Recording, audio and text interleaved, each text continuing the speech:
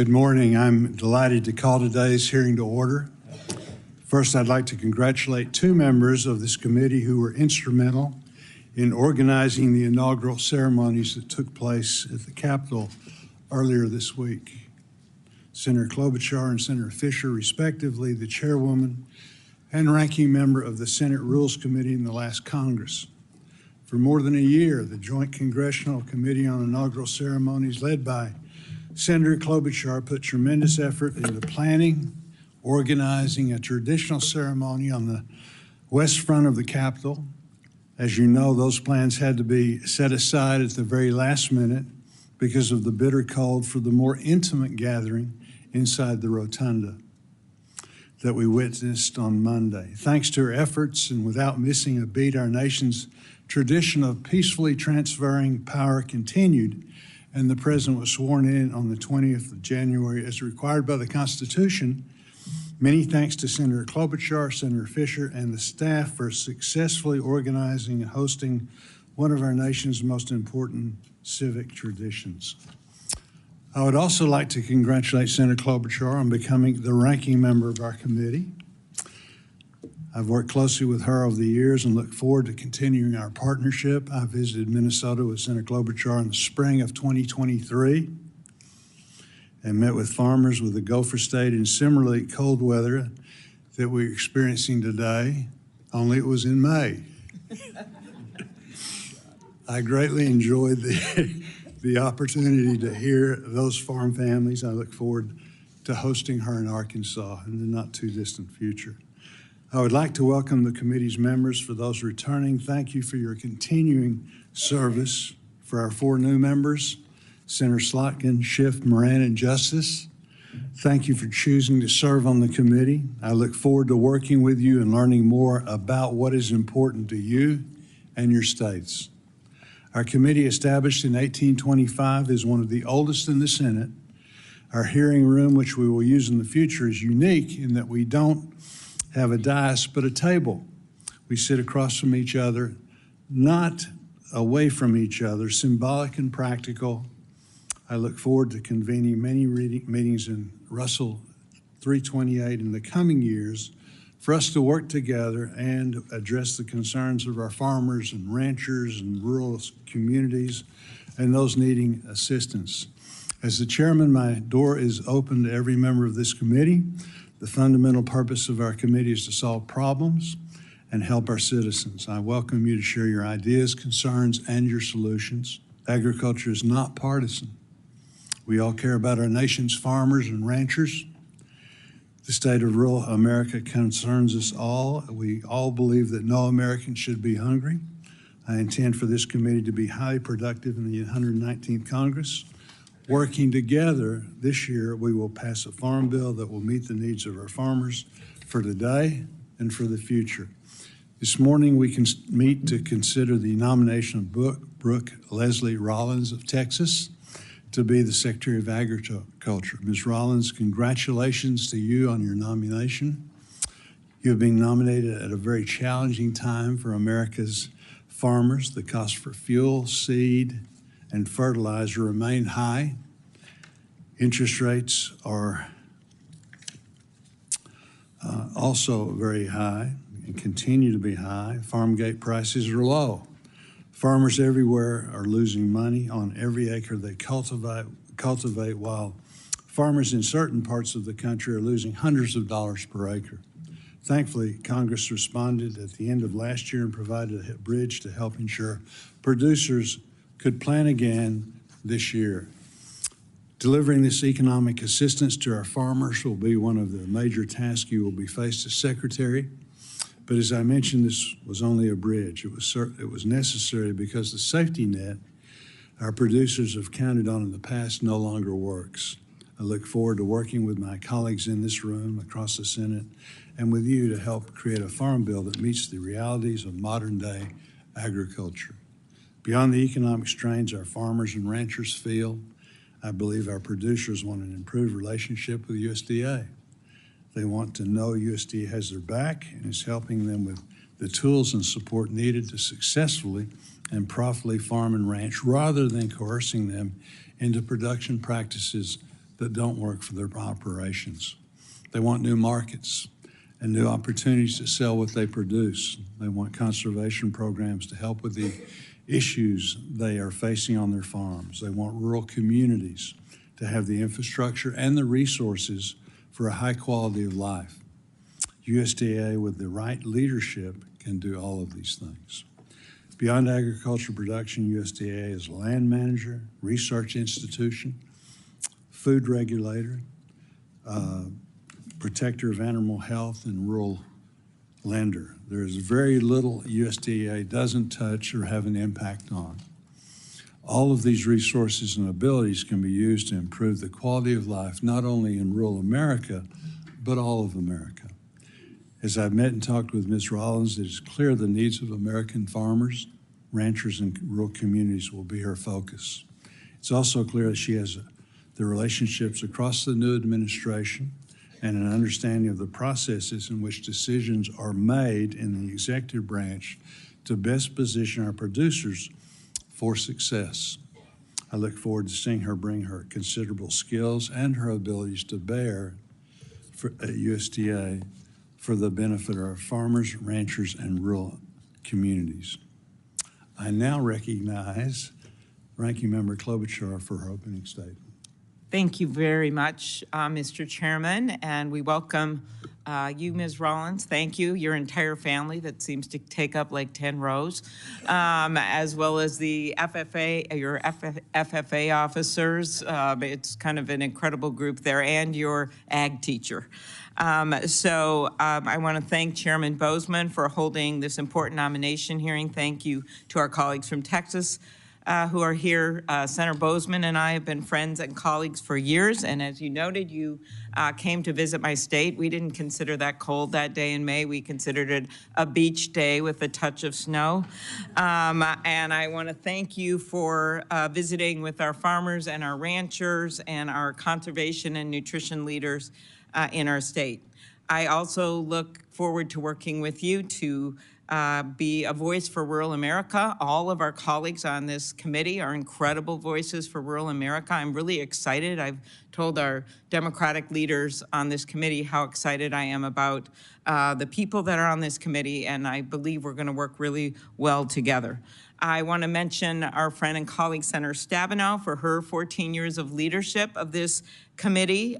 She's now retired from this committee, but whether it was passing farm bills, standing up for conservation programs, or making sure there was food on the table, she was always at the forefront of the fight.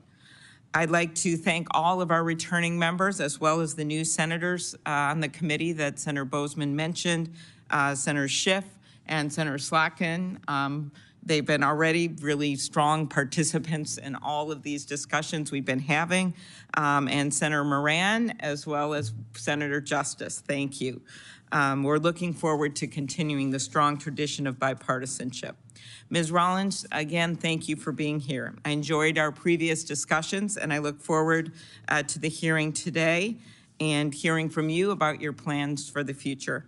I know you and your family. I just talked to your mom about it. Have had a farm in Minnesota for years, and I hope you will be visiting our state again soon.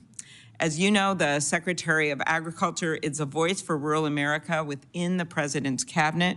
If rural America is going to prosper, it will be important to have a secretary who will address the challenges facing farmers and rural families, who sees the importance of nutrition and conservation, and who will work with us on a strong bipartisan farm bill. We on this committee have made progress on so many fronts, from strengthening crop insurance to improving voluntary conservation programs to the good work we have done on biofuels across the aisle. But there are still numerous challenges facing America: avian flu, struggling dairy producers, flooding, droughts, wildfires, as Senator Schiff well knows, scarcity at food shelves, and the lack of housing, childcare, and healthcare facilities in rural America. As we discussed, I have concerns about some of the proposed policies from the administration, and while I have always supported targeted tariffs, I'm concerned that major across-the-board tariff increases could hurt rural America. I hope that if confirmed, that Ms. Rollins will make the case for sensible trade policy that will work for our farmers in rural America. We also need leaders of the USDA that believe in science and research, which is so critical right now. I know many of our members will be asking on that front. As a ranking member of this committee, I'm committed to doing what's right for rural America, which means finding common ground when we can, but standing our ground where we must. In Minnesota, our prosperity depends on the strength and vitality of our rural communities. Farmers and livestock producers need access to safety net programs, which with weather conditions threatening all the time, input costs and the like. And rural businesses can't spur innovation and create jobs without an available workforce, which I think is going to be an issue we'll be confronting this year, as well as childcare, healthcare, housing, and broadband. I know this is true not just for me, but for all members of this committee. And I look forward to the hearing today and to learning more about, Ms. Rollins, your plans for the Department of Agriculture. Thank you very much, and thank you to our colleagues. Today, we have been joined by our colleagues from Texas to introduce our nominee. Thank you all for being here. Senator Cornyn, will you please proceed? Thank you, Chairman Bozeman and Ranking Member Klobuchar, members of the Agriculture Committee. I'm delighted to be here along with my colleague, Senator Cruz, to introduce our friend, Brooke Rollins, to be the next Secretary of the U.S. Department of Agriculture. This one is a no-brainer. Everybody who knows Brooke Rollins loves Brooke Rollins, and you will too once you get to know her. I first met Brooke years ago when serving in state government in Texas, but it was when she was the policy director for then Governor Rick Perry that I began to see what a truly dedicated public servant she was and still is. Since this time, as you know, from reading her resume, you know she's had quite an impressive career, and so I'm delighted to be here today to help introduce her. She was born and raised, as was pointed out, in Glen Rose, Texas. For those of you who haven't pulled out your map to see where that is, it's about an hour southwest of Fort Worth. And so she brings firsthand experience of the often difficult realities of farm life into the Department of Agriculture. She graduated from Texas A&M School of Agriculture, Leadership, Education, and Communications. I thought I heard a whoop somewhere.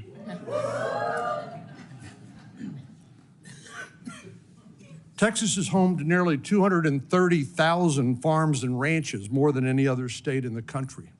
And 1 in every 7 Texans works in an agriculture-related job. This is critical to our state and to the nation, as has been pointed out. Brooke's agricultural roots will serve her well as Secretary of Agriculture to give farmers and producers from the Lone Star State and across the country a clarion voice when it comes to President Trump's cabinet. But Ms. Rollins' credentials go way beyond the day-to-day intricacies of farming. She's also a University of Texas Law School graduate and a policy wonk. She will confess to that during this hearing today. And that's demonstrated by her years of service as general counsel to Governor Perry and her 15 years leading one of Texas's premier policy institutes, the Texas Public Policy Foundation. And it was during President Trump's first administration, she served as director of the Domestic Policy Council. Many of us worked with her closely there, where she assisted Jared Kushner in that job. And you know that position is responsible for coordinating the domestic policy making of the White House and ensuring that decisions and programs are consistent with the president's goals and overseeing the implementation of the president's domestic policy agenda. Since her time in the first Trump administration, Brooke has served as president and CEO of America First Public Policy Institute, where she helped craft the agenda for President Trump's second term. I've worked with Brooke in a number of roles and seen her as she's helped advance bipartisan legislation, both in Austin and here in the nation's capital. And I know she will bring that experience and that temperament to her job at USDA. It's a good thing because she has her job cut out for her. First, Congress has failed to pass the 5-year farm bill, and I know that's priority number one for this committee. So she'll have an opportunity to work with each of you to shape this critical legislation that farmers and ranchers across the country depend on. And as has been alluded, I think, by Senator Klobuchar, the disasters that we've experienced throughout the country have hit farm country particularly hard. And I know she will work hard with you and all of us to make sure we provide an essential lifeline to our farmers and ranchers. As Coach Tuberville knows, the Texas A&M football team, of which Brooke is a devoted fan, says their student body is the 12th man who propels them to victory. I know Brooke is honored to step up now and become the 12th woman for the farmers and ranchers of America. I'm looking forward to working with her and with all of you to pass a farm bill and put farmers back where they deserve to be, and that is first and foremost in our policy deliberations. And I have no doubt that Brooke is exactly the person for the job to implement President Trump's agenda at USDA. So it's my honor to be here with all of you and her family and multitude of friends. Even her high school ag teacher is here. Everybody who knows Brooke loves Brooke, and I know you will too as you get to know her. So thank you for allowing me to be here and say a few words by way of introduction. Thank you, Senator Cornyn. Senator Cruz. Thank you, Chairman Boatsman. Thank you, Ranking Member Klobuchar, members of the committee. Let me start by saying what Senator Cornyn said a minute ago is absolutely right. This is a no-brainer. Brooke Rollins as a nominee to be Secretary of Agriculture is an extraordinary choice. And I have absolute confidence that every member of this committee is going to be very, very happy working with her in that role in the next 4 years. I've been friends with Brooke for over 2 decades, from when she was policy director for then Governor Rick Perry to when she led the Texas Public Policy Foundation, which became the preeminent free market state foundation in the country, to when she came to Washington to join President Trump to lead the Domestic Policy Council, to her more recent years leading the America First Policy Institute. At every stage, she's proven herself to be a leader. She's proven herself to be an innovative policy thinker. And she's proven herself able to bring people together to accomplish major objectives. All of those skills will serve her and the farmers and ranchers of America exceptionally well.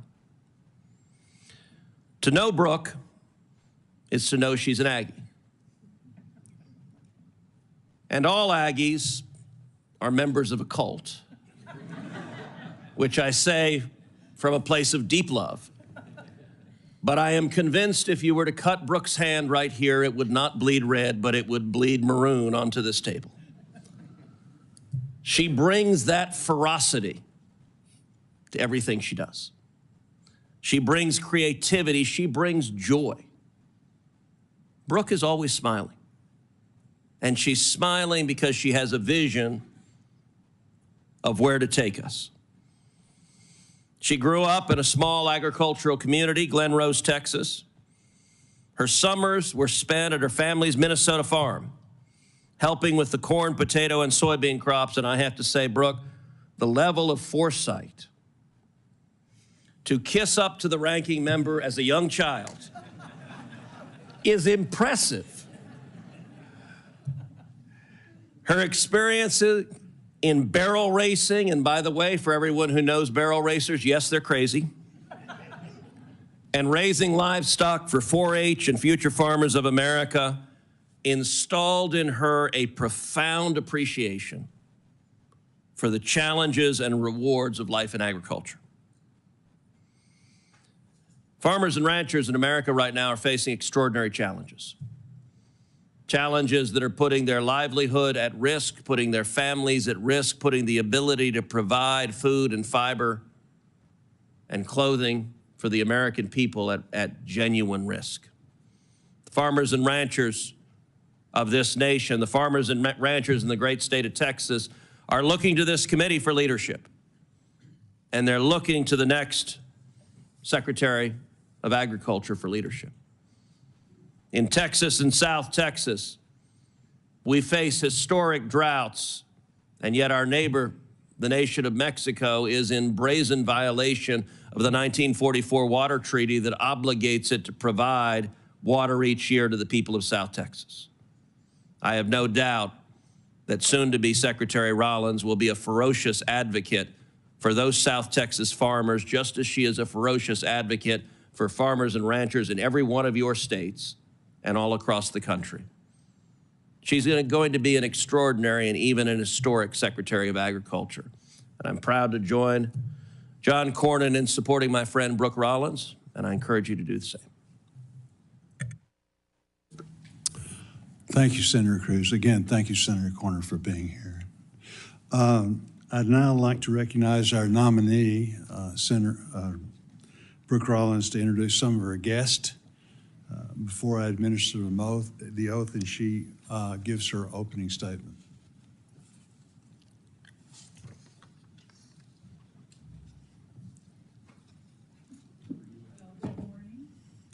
Good morning, everyone.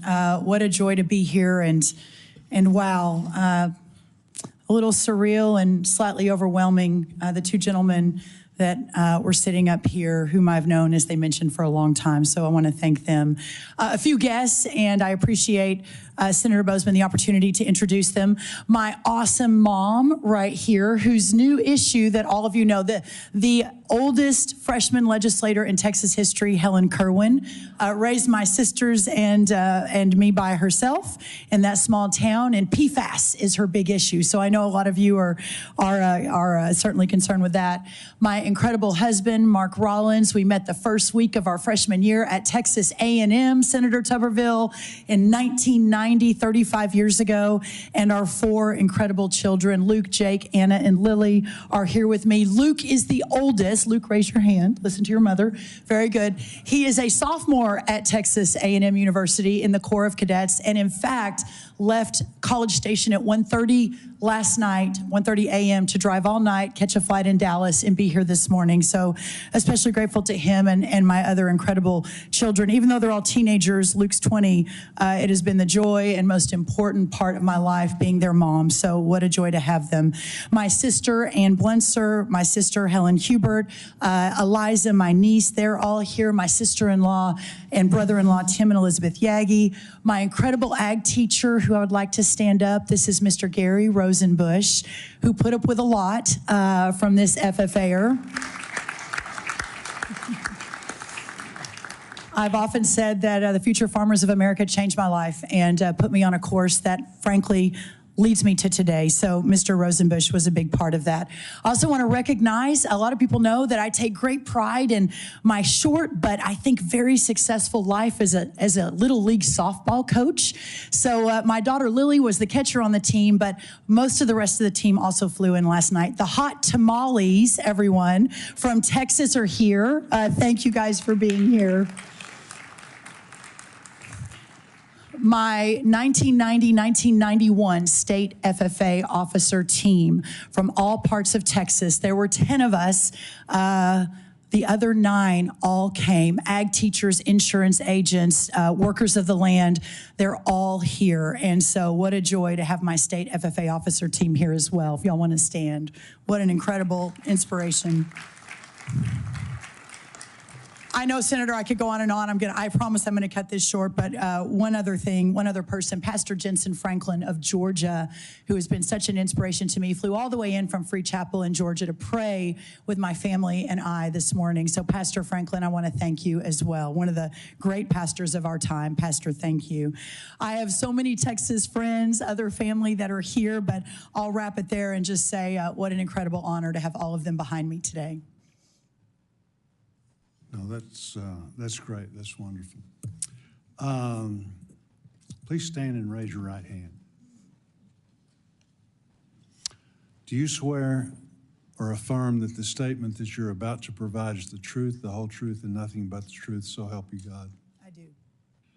Do you agree that if confirmed, you will respond to requests to appear and testify before any duly constituted committee of the Senate?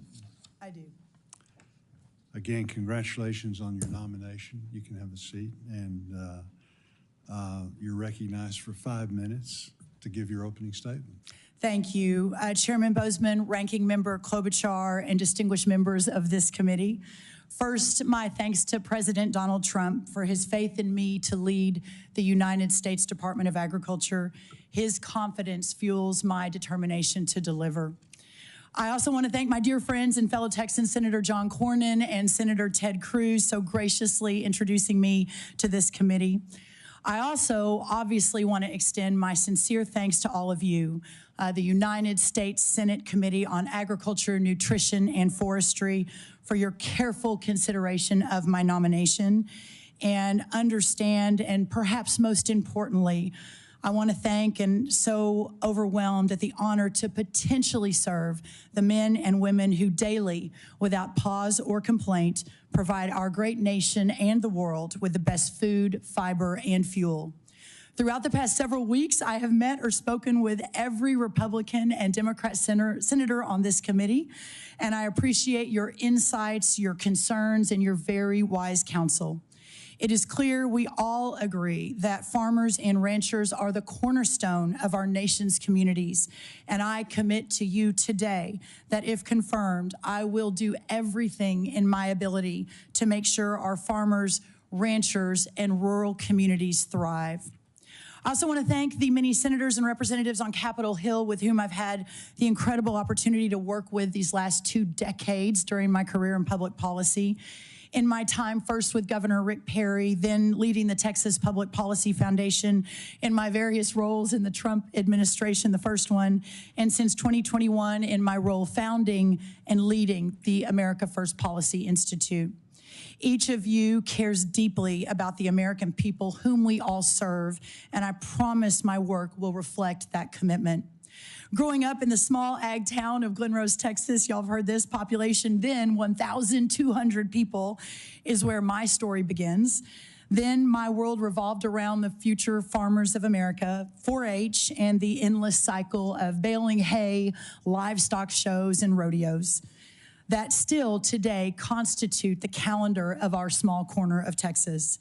That experience sent me to Texas A&M on an agriculture scholarship where I studied and majored in ag leadership and development, then on to the University of Texas Law School where I graduated with honors and performed a federal judicial clerkship. And then, of course, to helm the policy shop of Texas Governor Rick Perry. It was there that I had my first direct leadership role in big state ag policy. I had been in office serving Governor Rick Perry for 2+ years when I received a call. A small think tank of 2 or 3 staffers in San Antonio asked if I would be interested in being their new leader. And I answered that call as well, thinking as that my husband and I built our family, that would be helpful and a good potential opportunity to be a great mom, but also continue the fight for Texas. At TPPF, over the next 15 years, we fundamentally redefined the mission of a think tank from just having ideas or writing about them in white papers to actually effectually changing policy for the people of our state. We engaged strongly during those 15 years with Texas rural and small town communities, giving them a voice in government that was too often denied. In short, we changed the game in Texas. Changing the game is exactly why I accepted the invitation to join President Trump's first administration at the beginning of 2018. Everything that we had sought to do in Texas those last decades to make policy for real change, for real Texans, was being done in the first Trump administration, and I was so honored and excited to be part of it. I joined first the White House Office of American Innovation as its leader. I then soon became the assistant to the president in addition on strategic initiatives, and eventually added the role of the director of the Domestic Policy Council. In January 2021, exactly 4 years ago, we understood that President Trump's second term agenda would be delayed, so I had the privilege and the idea of establishing yet another institution of policy leadership, and the America First Policy Institute was born. I currently serve as the president and CEO there. Thanks to President Trump and to all of you, I hope to have the opportunity to bring that level of passion and commitment to the USDA.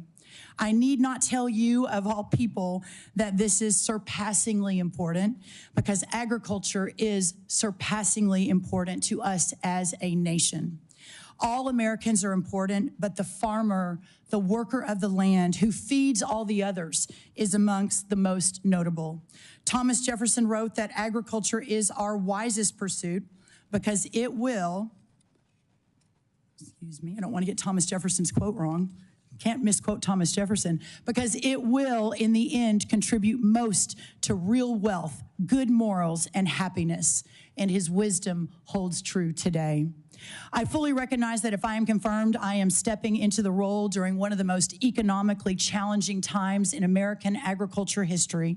With that in mind, I want to share with you as I close my top priorities for day one, and then perhaps a longer-term priority. First, we must ensure that the disaster and economic assistance authorized by Congress is deployed as quickly and as efficiently as possible. Second, we must work with the great men and women of USDA, the stakeholder communities, and state leaders, my deep background in state policy, to immediately and comprehensively get a handle on the state of animal disease outbreaks. Third, we must immediately begin to modernize, realign, rethink the United States Department of Agriculture, responding to the clear needs and the desires of the American people as set forth so well by the President of the United States over this last historic week.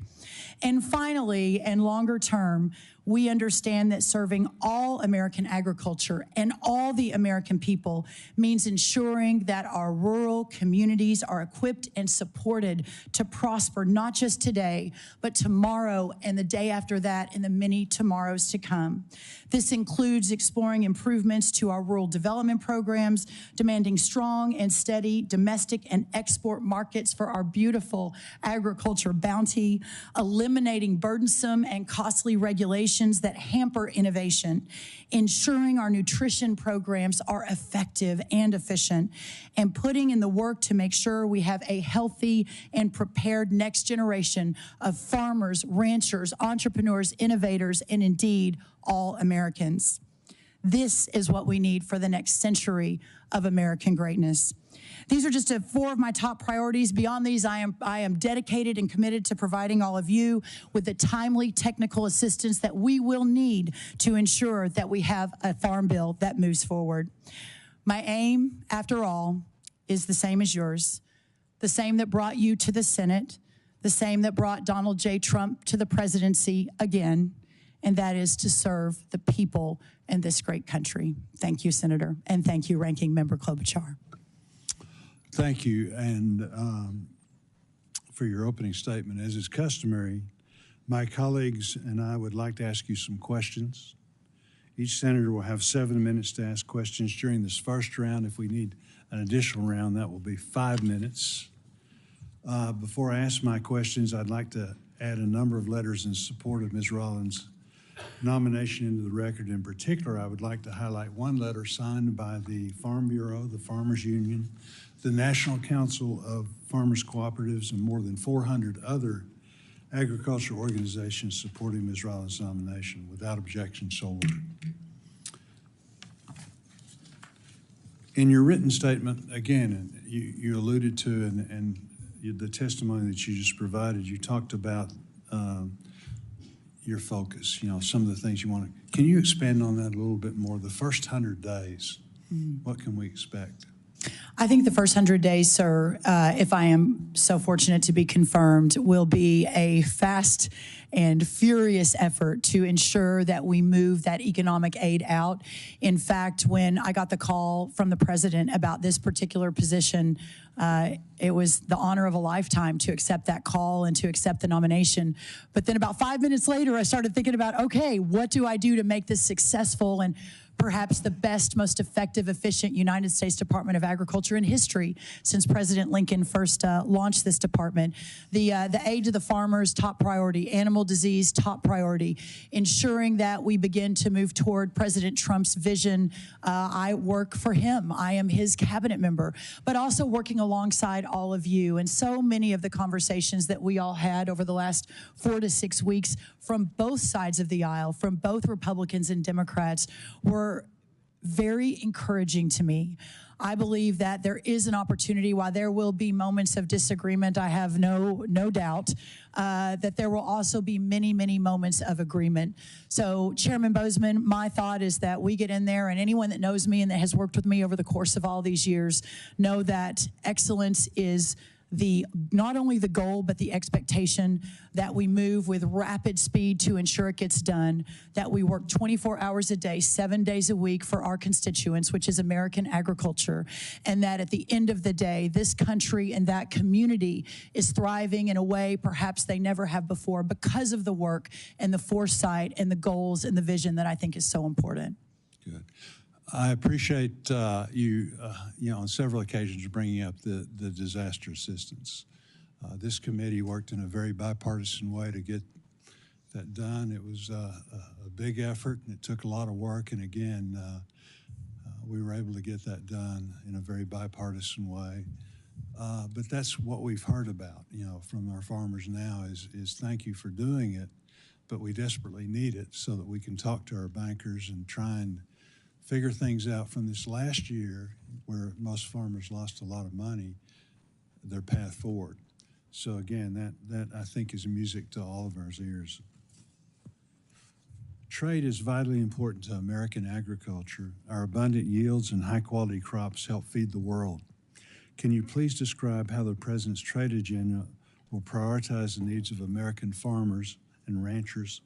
If our trading partners unfairly target U.S. agriculture producers, how will the administration minimize the impact to our producers?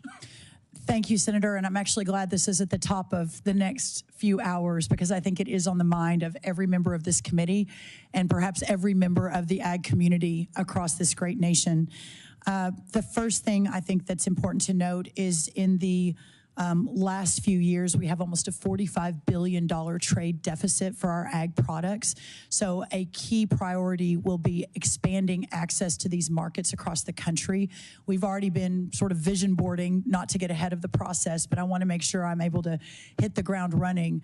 How it is we begin to immediately effectuate bringing down that $45 billion trade deficit, and it's just up 42% in the last year. There is a deep recognition that corn prices are down 35% just in the last year as well, past 2 years, I'm sorry, and that in fact our farmers are hurting. Regarding the President's tariff agenda, I think it probably comes as no surprise to anyone sitting in this room that he believes it is a very important tool in his toolkit to continue or bring America back to the forefront of the world and to ensure that we have a thriving economy. But just as he did and we did in the first administration, he also understands the potential devastating impact to our farmers and our ranchers. And during that time, I have spoken with Secretary Perdue a few times on how that was managed and to that team, so I fully understand, and that we are prepared to execute something similar if approved, if confirmed, but also working with the White House to ensure that we can close those holes for our farmers and ranchers moving forward under any sort of tariff execution in the next coming days, in the next few years, and that will be a top priority of mine. Very good. Hunger is an issue that we continue to face. My home state of Arkansas has the highest rate of food insecurity in the nation. At USDA, you will be responsible for leading 16 nutrition programs that assist 1 in 4 Americans. These programs make up the vast majority of the spending at the department. In spite of these programs, which have grown substantially over the last 20 years, the national food insecurity rate has hovered around 12% since 2001, even during times of economic prosperity. The goal of these programs is to provide temporary assistance to those in need, but the focus on moving families to a place of economic independence has been lost. Will you commit to reviewing these programs to ensure they help incentivize Americans to secure steady employment while still being able to trust that their federal supplemental assistance can be relied on in times of need? Senator, I so appreciate your concern and focus on this incredibly important program. I think sometimes people on our side of the aisle are framed as those that don't care as much about the kids or those who are hurting or those from disadvantaged communities. I know I have spent my career working to ensure that every corner of America, that everyone has a shot at the American dream, first with Rick Perry, then with my think tank, then with President Trump, then with the AFPI, the America First Policy Group. And so I, too, have a real heart for this work, and I've talked to many of you about that in your offices. That's perhaps driven by being raised in a small town by a single mom, and we didn't have much. Now, we never participated in the nutrition program, but I am fully aware and have a heart for this work and for this community that is easy to make the commitment to ensure that we are doing everything we can, that this supplemental program continues on a course of being effective and efficient.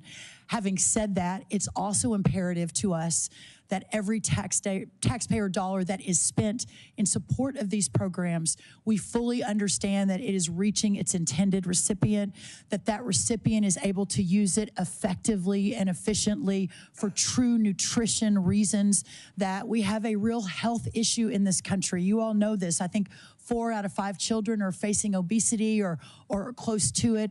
The level of diabetes and chronic diseases continue to rise. So we together, and myself, if so fortunate to be confirmed, will have a major role in all of the above, ensuring that these programs are serving those who need them and doing it effectively, but also ensuring that the taxpayers are being well served, that the dollar that we take from, my electrician in Fort Worth who has his own small business and then sending it to a family in need, that dollar is being used in the best and most effective way. So that is certainly my commitment to you, Chairman. Thank you. Senator Klobuchar. Thank you very much, Mr. Chairman. Again, welcome, Ms. Rollins. As we both noted, the chairman and I, this committee has worked together, and all the members know this, on a bipartisan way to pass farm bills in the past, improve the farm safety net, stand up for conservation, nutrition, food security. Will you be a force for working with both sides of the aisle? Thank you so much, Senator Klobuchar, for that question. And it is exceedingly important to me that we deliver for American farmers and ranchers, exceedingly. And I have already begun to lose some sleep over how to make that happen in a way that is productive in supporting your work. And I have a long history of working in a bipartisan manner. It may not be at the forefront of my bio or my resume, but I worked with many of you in the last administration on the First Step Act, which I believe was perhaps the hallmark of President Trump 1.0 in bipartisan work together. I sat in an office for many hours with Senator Durbin, Senator Grassley, Senator Booker, Senator Scott, and many others from both sides as we hammered out how to solve the criminal justice challenges that our Bureau of Prisons is facing. And I hope to bring that same skill set and perhaps knowledge base and relationships to this effort as well. Thank you. I appreciated you mentioned animal disease as one of your lead priorities, as well as the disaster economic assistance. As you know, and you and I discussed this, since 2022, the most recent outbreak of avian flu has devastated poultry producers, spread to dairy cattle, resulted in at least 1 death. But we're starting to see increases in certain prices attributed to that. If confirmed, how will you ensure that farmers have the resources they need to combat the spread of this virus? What is your plan? There is no doubt that what the community in whom we all work for, that community, not just America, but the entire world relies on for an abundant, safe, and secure food supply. And just learning of the devastation in Georgia, just over the last few weeks with the poultry outbreak and the depopulation there of our poultry. Of course, to your point about dairy, it's been infecting some of the dairy herds, I believe, across 16 states.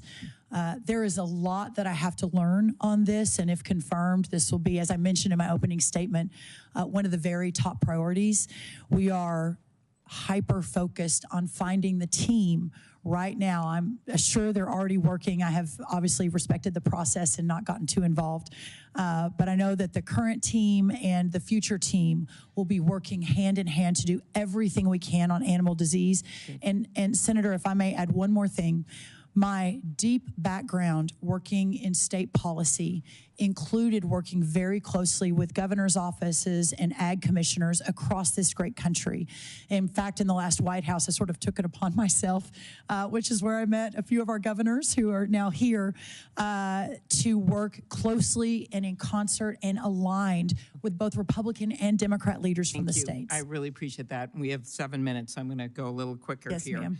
I will note that just yesterday, the administration announced they will halt external public health communications from the CDC on these avian flu animal diseases, and these important announcements have helped keep producers up to date with the latest information on disease spread, health of workers. And while I know that wasn't under the USDA, I just urge you to talk to them about that. We're concerned.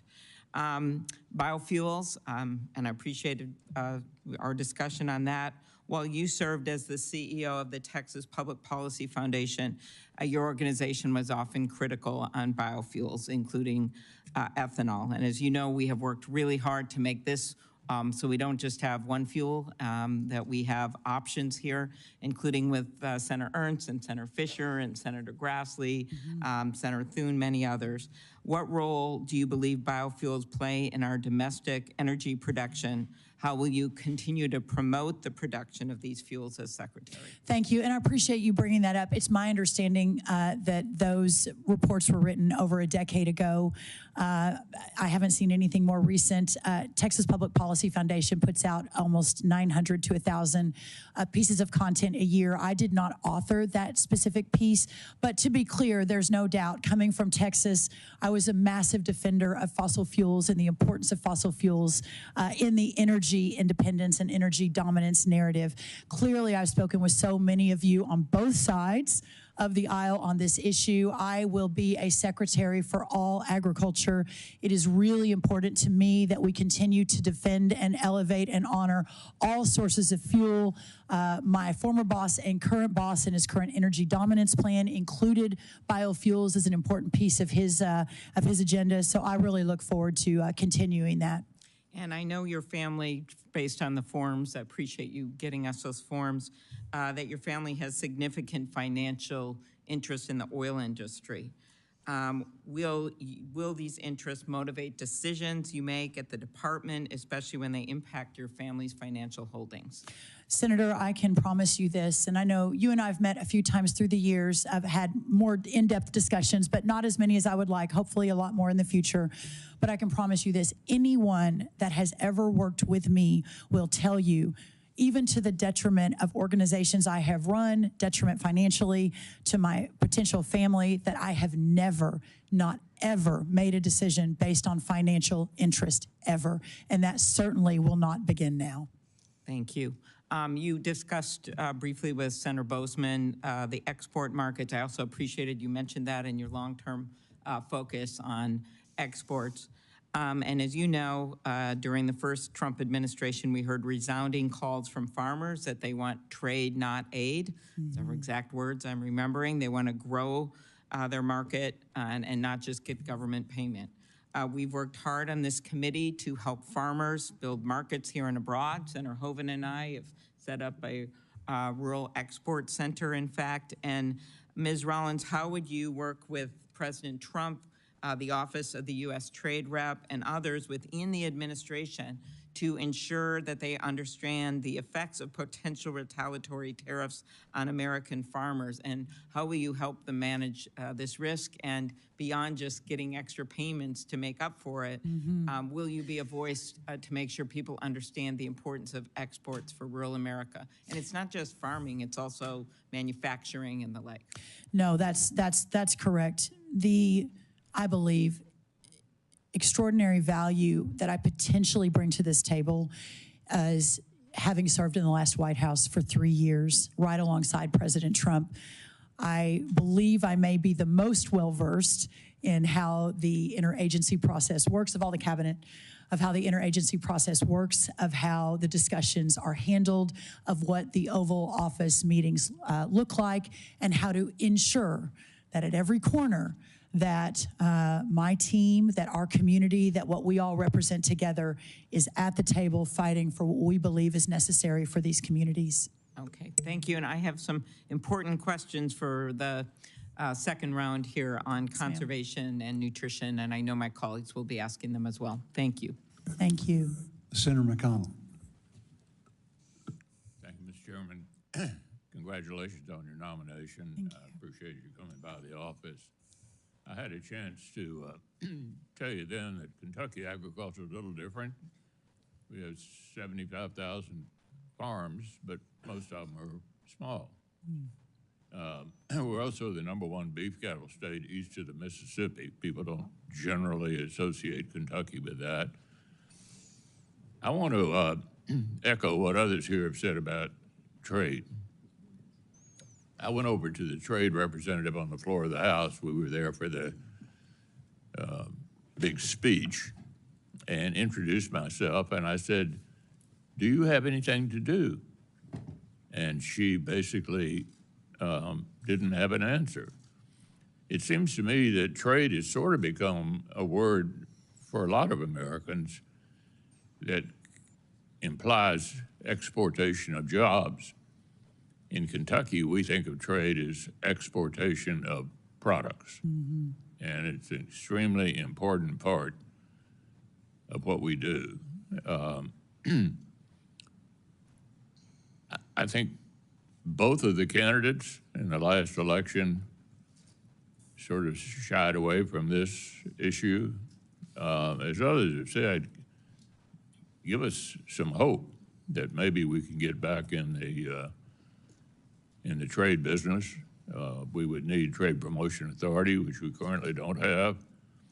But I'd be interested in your thoughts further about this. Yeah, thank you, Senator McConnell. And it was an honor to be in your office, talk a little bit about Kentucky bourbon and a few other important things. It's the first time I've ever heard, I think, anyone say that President Trump has shied away from anything. I don't specifically have or recall anything specific about him not talking about trade, other than perhaps to your point that our country and especially our ag community is in a tough spot right now with regards to exports and moving our products out. I know that the USMCA is back up for negotiation along with other trade agreements. And here's what I am very encouraged about, Senator, and I hope it perhaps gives you some encouragement as well.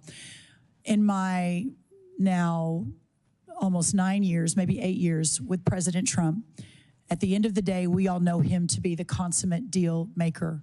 And I believe that that skill and that intense focus on making deals for his people, not only for America, but for the ag community that supported him at 90% since really the very, very beginning. I think 338 counties out of 344 agriculture counties voted for him.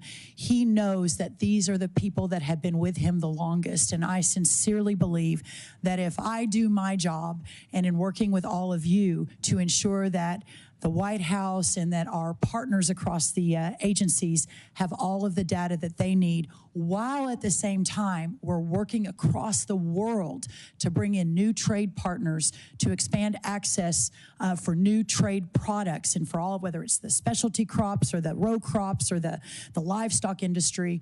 I believe, as the president mentioned in his inaugural address, that we're embarking on a golden age, and I also believe this is going to be a very, very big part of that.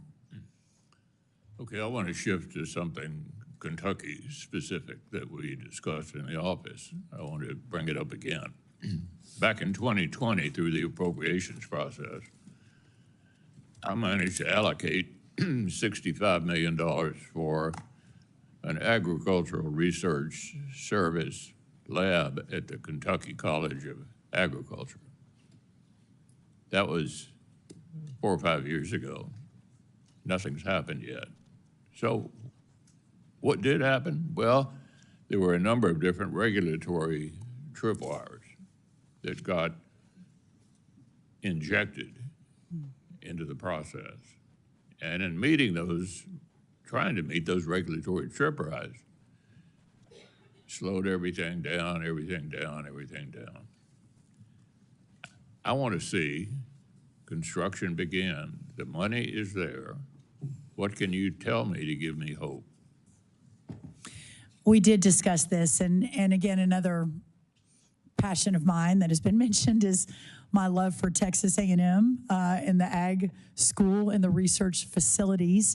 I am really excited to get knee deep, waist deep, neck deep in these facilities across the country. And I know we also had discussions with some of the other senators on this committee that they have some similar concerns with some different facilities that they would like to see move a lot more quickly. Senator McConnell, I commit to you that we will immediately begin digging in on what is happening. A big part of my portfolio in the last administration was the president's deregulation agenda and understanding how certain regulations and rules hampered important projects from moving forward and opening up markets, et cetera. So I actually believe that with the right team in place and with your quick confirmation of some of those undersecretaries, that we'll be able to dig in, figure out what's happening, work with you and others from Kentucky to figure out what's going on and figure out how to move this forward. Finally, I would just say the previous administration was big on regulations across the board. I think they all ought to be looked at in terms of the impact on the economy, and I think that's what the new administration intends to do. Thank you. Thank you, Senator. I agree with that and look forward to working with you and others on that. Senator Bennett. Thank you, Mr. Chairman, and I want to thank you and the ranking member for your opening statements, both of you. Together, I think, capture the spirit of what this committee is supposed to be about in a Congress where we have not worked well together, and I just want to say how much I appreciate your leadership today, so the two of you, and thanks also for mentioning Chairman Stabenow, who did a great job here for a long period of time. Mrs. Rollins, congratulations to you. You mentioned in your answer just now to Senator McConnell, this is actually not a question that I was going to ask, but since you mentioned him, you said we all recognize agriculture is in a tough place when it comes to exports. We do all recognize that. Could you elaborate more on that? We'd love to hear your perspective on the hole that many of us feel that we're in right now as we get ready to think about what the trade policies are going to be of this administration and of the country. Thank you, Senator Bennett, of course, and loved our conversation about your beautiful Colorado. Thank you.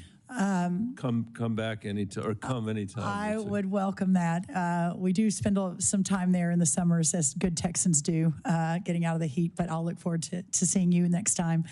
In the last handful of years, we've gone from not having a trade deficit in our agricultural communities to having a $45 billion trade deficit. Of course, that has led to many challenges, including food inflation. And I know when I've heard President Trump talk about his priorities, the first is the border, which I'm guessing we'll get into at some point. But second was food inflation. And so there are many tools in our toolkit, both through USDA and expanding markets, which are all intertwined, to begin immediately to work to bring that deficit down and hopefully soon get it to zero. My commitment is I would say, yes, sir. That deficit we know is being caused by a strong dollar. It's being caused by competition from Brazil. It's being caused by limitations on our beef supply. It's being caused by prices that are going up. I mean, these are. I don't think these particularly are failures in trade policy.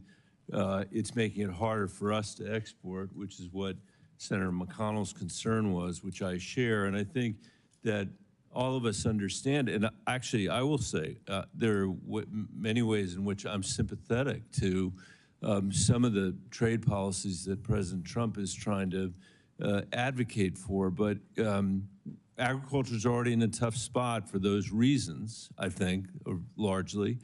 And we don't want it to be in a tougher spot as a result of what happens here. And I think, you know, when you were in my office, you talked a little bit, and this is going to be the easiest question that you get, but I hope you only take 15 seconds to answer so I can go on to the next stuff. Yes, sir. Which is, you know, what is your responsibility as the Secretary of Agriculture to go into the Oval Office and say you haven't thought through the unintended consequences that are going to flow to American agriculture if you pursue these trade policies? Senator, in 15 seconds, my role is to defend, to honor, to elevate our entire agriculture community in the Oval Office, around the table, through the interagency process, and to ensure that every decision that is made in the coming 4 years has that front of mind as those decisions are being made. Okay, and I agree also with what Senator Klobuchar said, is that what we've heard from our farmers and ranchers over and over again is they want to be able to do the work. They want to be able to export. They don't want to solve this problem by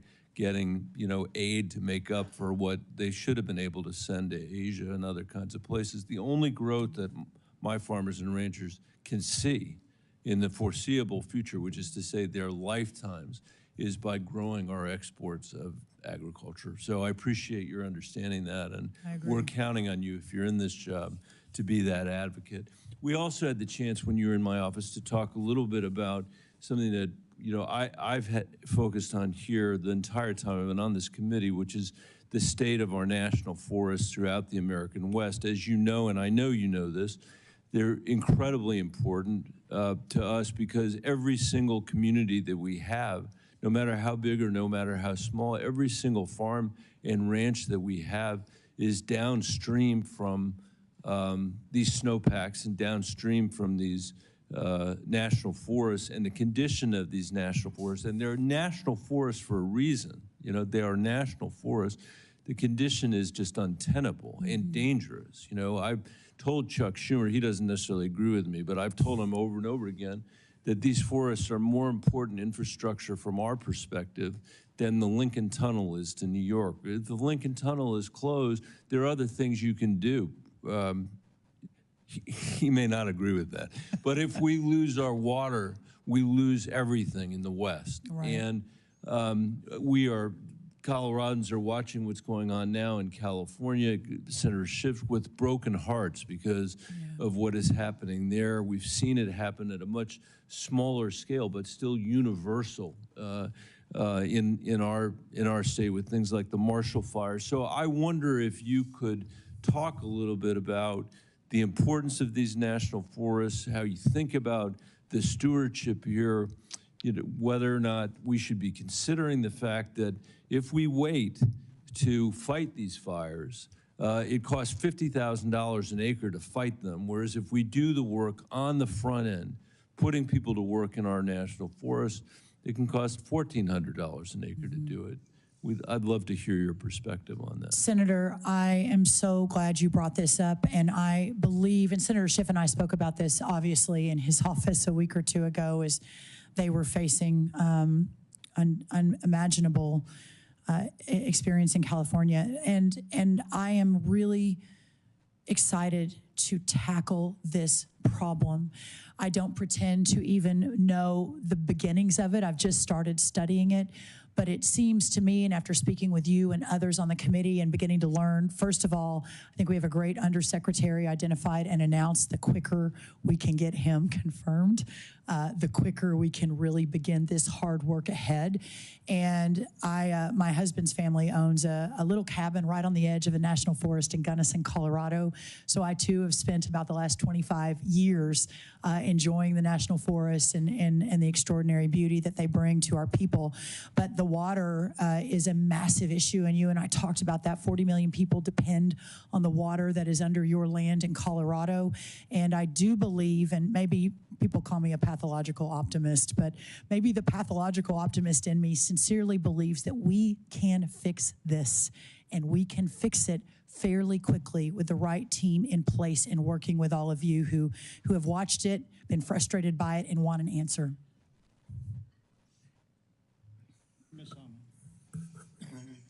Senator Hovind. Thank you, Mr. Chairman. And I want to thank or express to both you and to the ranking member that I think we're fortunate to have both of you in the role as chairman and ranking member. We've worked on many things in the past together, and I very much look forward to working with you in the future. And again, feel this committee is fortunate to have both of you in these roles. Welcome. Thank you. Ms. Rollins, good to see you again. Thanks for coming to visit at the office. You have an awesome family. The best, the best. Yeah, so thanks, of course, for your husband being here and your kids. And of course, no one will ever love you the way your mom does. That's so pretty true. awesome having Yes. mom. She's missing an important vote in Texas today to be here to sit behind me. So really grateful, really grateful. No, it's great. And you have a fantastic family. And we mentioned all this talk about A&M. Did I tell you when we talked that my wife went to UT? I don't know if I did or not. We did, and I had my sincerest condolences. Yeah, but, yeah. So that's kind of fun. And I'm wearing my North Dakota State University tie today, home of the mighty Bison. I know we talked about them, but we do have an incredible School of Agriculture at North Dakota State University. Yes, you do. We're doing some awesome things. We have a project called Grand Farm. Sonny Perdue came out and actually cut the ribbon on it. And we have a partnership between ARS, NDSU, and Grand Farm on precision agriculture that's incredible. And so I'm going to invite you to come out to our state right away and see what we're doing. Would you commit to coming out and seeing what we have and meeting our folks? I would love to come visit, and I have said, I think it's actually been reported in the press, that if you can get me on a horse, I'd love to ride a horse, as we're all working on all of these issues across the states, and really look forward to that. Only if you ride with me, though, absolutely. Senator Hovind. No, okay. we will absolutely ride. One of my sisters raced barrels. My job was just to get the horses in the trailer, which is, sometimes easier. Harder than racing barrels. Yeah, sometimes yes. easy, sometimes not, depending on the horse. It's true. But we'll do it. That sounds and I'm great. so glad to hear that. And, of course, love your background in ranching. My grandfather was a cattle rancher. And back in the good old days when we raised Hereford instead of all the Angus. Love Herefords. Farm bill. Will you commit to work with us to get a farm bill? And it is so incredibly important. In agriculture, as you know, we have a system of family-based farmers and ranchers across this country. 16 million people involved in agriculture in some way, shape, or form, versus look at all these other industries that are concentrated. We have this system of family-based farmers and ranchers, businesses, small businesses, and what they produce for every single American every single day is the highest quality, lowest cost food supply in the world. Americans have better choice, better quality, and spend less of their budget on food than almost any other developed country. That's what we have because we have good farm policy. And that means affordable crop insurance, and that means a counter-cyclical safety net that works, keeping the farm in the farm bill. Will you commit to help us get that? We're past due. We need to get it done. Will you commit to help us get it done and get it done in the way I described? Yes, sir. And again, maybe the pathological optimist in me, but I've talked to from both sides of the aisle, the complexity, the challenges in the last year or so of reauthorizing it. And I hope that I can be a force multiplier. And I hope what I bring to the table is the opportunity to work alongside both sides to get us where we need to be for our farmers and ranchers, and some security, some understanding that the net is there, and that the loans are there, and that the insurance is there, and that they can continue to be the best producers in the world for the world food supply. So I really look forward to that, obviously providing you the technical assistance that you need to be able to do your job, but also, if asked or if called, to help in any other way I can to get this done. I think your relationship with President Trump's going to be incredibly important in that effort. We already saw it as we worked on the disaster piece that we included with the extension of the Farm Bill. Will you commit to work closely not only with this committee but with our Ag-Approps committee as we administer, that emergency assistance? 100% yes. And whether that's at 2 in the morning, 4 in the morning, midnight, I am always available and will work harder than anyone to ensure that you all have everything you need across the Capitol. The President's help there was important, and I want that acknowledged on the record. And also, tariffs. We went through this early, in President Trump's first term. Worked with Sonny Perdue when China targeted our farmers and ranchers. We want markets. Talk for a minute about, we look at tariffs as a way to get markets for our farmers and ranchers so that they can compete on a level playing field. We did have to do the MFP. We worked with Sonny to do that last time. Give me your thoughts on how we're going to approach this. As I mentioned, I was when I got the call about this particular position from the president, we were driving our motorhome across Mississippi on our way to Auburn for the Texas A&M Auburn-Alabama game. I clearly wasn't expecting a call from the president at that moment, but when it came and when we talked about this job, I celebrated, prayed with my family, and then immediately began understanding what happened last time and ensuring that we have the right team on the field that can immediately execute to ensure that we're solving for these major challenges. And so the undersecretary that will be coming before you, hopefully very quickly, Mr. Chairman, helped run that program under Sonny Perdue. The staff that he is building out, if confirmed, is the same team that did it before, with the idea that we can't reinvent the wheel. We've got to be able to move quickly. Well, that's good to hear, because we did have to do some things legislatively to get it rocking and rolling, and we did work with Fortis and the other guys, and so we look forward to working with them again so that whether it's China or anybody else knows we're going to defend our guys, and we're going to make them play fair, because on a level playing field, our farmers and ranchers outcompete anybody in the world. Yes, sir. On just a couple others, one is the sugar industry is huge in my state. That involves trade very directly, as you know. Will you commit to work with me on that industry? And Senator Klobuchar also shares that same concern, I think. Yes, sir. And in fact, Senator Smith and I discussed it as well when I met with her. Senator Smith. Yeah, yes. And absolutely, Senator Smith as well. Yes, Sorry. I know. Don't leave out Senator Smith. No, my Minnesota senators. I want to emphasize Senator Smith shares that concern. Yes, yes. Thank you, Senator. Yes, 100%. And in any of these industries, I'm here and will always be available. We've also worked with your potential deputy secretary as well. And I want your commitment that both on behalf of yourself and him, that you will work with us on access on the forest lands, which, as you know, we have ag and many other interests out there on these forests, on the national grasslands. Access is an issue. We need your help. Will you commit to help us on that? 100%. Thank yes, sir. Thank you, Senator. Thank you very much, Ms. Rollins. Senator Bozeman had a go vote, and as you noted, which I appreciate, we have not one but two Minnesota senators. We're blessed to have Senator Smith with us. Senator Smith. Thank you so much, Ranking Member. And I want to just say, share my congratulations to you and to Chair Bozeman for leading this committee. I love serving on this committee. I love the bipartisan spirit that we have, and I even love Senator Hoeven, who always forgets that I care about sugar in Minnesota. She even loves you, Senator Hoeven. Yes. So welcome to you and your family. I can see how proud your family is of you, and I appreciated very much our conversation in my office, and I also appreciate your Minnesota roots and connection in Clear Lake, Minnesota, so thanks for that.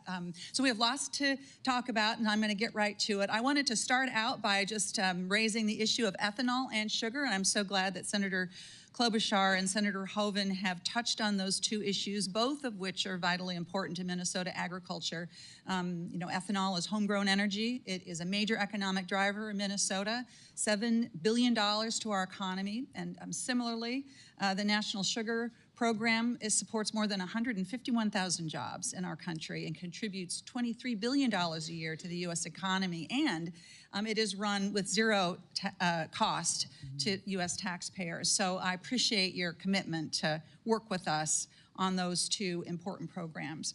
Let's turn to rural development. You come from a small town, and I represent a state filled with small towns and rural places that are full of energy and creativity and innovation and talent. And I think we also know that small towns and rural communities face unique challenges. And I sometimes think that people forget that the rural development side of the USDA is really important. That portfolio is very important. And I will be honest, I'm fearful that the work done there, those efforts not being well understood, could become the target for budget cutting. And I also know that American farmers and ranchers really trust the USDA on those issues. They don't want to see those programs farmed out to other agencies where we all are worried that they would just get less attention. We talked about this when you were in my office, and I appreciate that. So let's dive in on a couple of issues, two big rural development issues: housing and childcare. So we know we have a serious shortage of affordable housing in rural communities. These are places where our elders and folks that live on fixed incomes, people who make our food system work, it's where they live. For decades, the Rural Housing Service at the USDA has helped in those communities, and everyone agrees it needs to be modernized and updated. Last Congress, Senator Rounds and I introduced the Rural Housing Service Reform Act to do that. We have 14 bipartisan co-sponsors. So I want to ask you first, Ms. Rollins, can you talk a bit about your vision for how the USDA can engage on rural housing, and will you work with me on rural housing service reform as we're describing in our bill? Thank you, Senator Smith. And I think of all of the portfolio, if confirmed, that I am taking on, the one that excites me the most is the opportunity to put forward a vision and build a program around revivifying, restoring, and bringing back rural America. And clearly, the federal government itself can't do that, right? There's going to be many, many factors, but the idea that we at USDA can lead that effort, that it's not just about elevating our farmers and ensuring our ranchers are protected, and that USDA is doing everything they can to defend them. It is an all approach. It is housing, it is childcare, it is education, it is all of the above.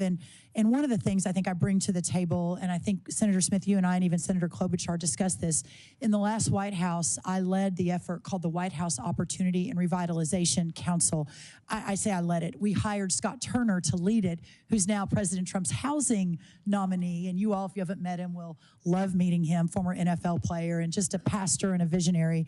But in that effort, we were really focused on urban communities and the disadvantaged communities within those urban communities. And over the course of many months, across the agencies, across the government under President Trump, we focused on the myriad of programs that were duplicative, that tried to serve the same constituency, that sometimes were fine, but other times was not a great use of dollars.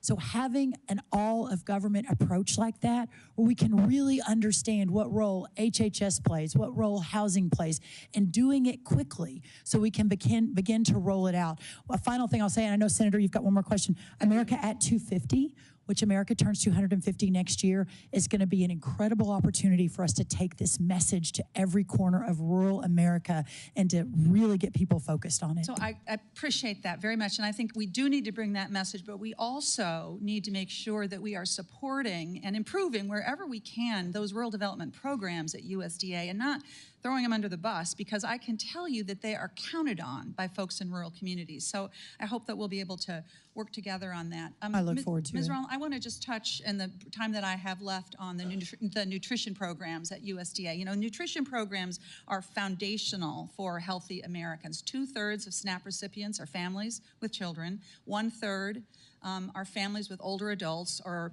people with disabilities. SNAP is a rural development tool. In Minnesota, rural communities have the highest food insecurity in the whole state. And in this country, 9 out of 10 countries with the highest food insecurity rates are rural. So, Ms. Rollins, can you talk to me about how you see the rules around SNAP? And let's start with what you think about work requirements for SNAP. Well, first, I understand this is an incredibly important issue to everyone on the committee. My commitment is to ensure that we have the data, the research, and the understanding of this program to make sure that we are serving those that need it. And as I mentioned earlier, raised by a single mom in a rural community with 2 little sisters, she worked at the library, she made $5 an hour. I understand this. And is it your view that we need to adjust or change the work requirements for SNAP?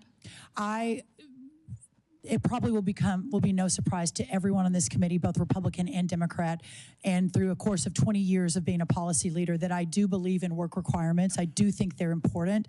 I do think, and I don't fully understand, but plan to get more in the weeds on this if confirmed, and working with all of you to make sure that your concerns are part of that education process for me. So my view, and in fact, I think this is the official view of the USDA, is that SNAP should ensure that no one fears going hungry in this country, but also that it reflects the importance of work and responsibility in this country. And that is why SNAP has extensive work requirements in place. And folks that are not required to work under SNAP, very small number, it's because they are taking care of a child or an incapacitated person, because they are all participating in an alcohol or drug treatment program, because they are already working under some other program. So I ask you to consider this as you look at this, because again, I don't think that this is a good place to be looking for extra dollars when we have so many people that are struggling with food insecurity, even though they are working one or maybe 2 or 3 jobs. Thank you. I know I'm out of time. Thank you, Senator. I commit to working with you, and I look forward to it. Thank you very much, Senator Smith. Next up, Senator Ernst, our neighbor to the south. Yeah, thank you to our ranking member, Amy Klobuchar, and a great neighbor, as has been mentioned many times over, between Minnesota and Iowa. Amy has worked with me on so many different agriculture and biofuel related issues. And I am excited to work with you, Senator Klobuchar, you and Chairman Boozman, as we work on a 5-year farm bill. It is very important that we get that done, and it is something that I hear continuously from Iowans as I travel all 99 counties in my great state. And of course, to you, Mrs. Brooke Rollins, thank you so much for being here today, and thank you for bringing your friends and family. I know how important that support is, and I'm excited to see you as our nominee for Secretary of Agriculture. I know you're an ag girl at heart. We have talked about it in length. I truly am too, and I do have full confidence in your ability to lead this department, full faith and confidence in this role. So, Ms. Rollins, something that you and I talked about, I'll start with this one. We talked about it at length, is telework. And I know that we must address some of the work policies for federal employees at the Department of Agriculture. As you know, the GAO reported USDA's headquarters has a space utilization rate at just 11%. 11%. I've even received whistleblower letters from employees describing the building as a ghost town. So last year, I addressed this exact issue with then Secretary Tom Vilsack and was met with very strong opposition. Rather than provide any evidence to dispute the GAO's numbers, and even after repeatedly following up with his staff, he refused to give me specific in-office numbers or building utilization data. In stark contrast, President Trump acted immediately to get our federal workforce back to actually working for the American people. So, Ms. Rollins, in line with these efforts, what's your plan to achieve the 60% utilization goal for your headquarters buildings, which has been set by Congress? And secondly, will you commit to requiring each USDA employee to show up to the office? Senator Ernst, thank you, and I really loved our time. We first started talking about this in way before even the election. Way back. And I love your intense focus on ensuring that those who are hired and paid by taxpayer dollars are fully committed to serve in the most effective way wherever and for whomever they work. And that is, I believe, being in an office almost every single time. And it's not my belief alone. Obviously, President Trump has been talking about this. I believe there was even an executive order in the last day or two calling for the same. So I do look forward to getting into the office and hopefully very soon, and really working to effectuate the most effective workforce that the United States Department of Agriculture has ever had in the history of this country, and in so doing, ensuring that they are all in the office to make that happen. Wonderful. Thank you for that commitment. And another area that has been brought up quite frequently up here on the dais, and one that won't be a surprise to you, but another area that is critically important for my Iowa farmers is biofuels. It's a key source of demand for our corn and our soybeans. During the Biden administration, this industry really did suffer from deflated renewable or the RVOs. The last-minute announcements on sales of E15 and the lack of clear tax policy guidance on the 45Z clean fuel production credit, which is something that Senator Marshall of Kansas, and I were just discussing. Many of these moves have forced plants to idle or stop production completely. This is a huge issue for us. This is threatening hundreds of rural jobs and squeezing grain prices in the process. So I do applaud President Trump for making E15 a priority. He did have an executive order on that, but I do look forward to securing a permanent fix in law. But we will need an all-hands-on-deck approach for crafting future RVOs that reflect production capacity and guidance on the 45Z that will support American farmers. So, Ms. Rollins, the USDA has a very big role to play when crafting these policies. As Secretary, will you commit to supporting biofuels and working with me to provide certainty for our farmers and the entire renewable fuel industry? Yes, Senator, and I really look forward to that. I think there's no question where President Trump stands on this. I believe, if memory serves me correct, there was even an executive order on this in the last administration. It didn't come out of domestic policy. It came out of Larry Kudlow's NEC, so I didn't work on that directly. But I know the courts, I believe, overturned it and correctly stated that the Congress should take that up.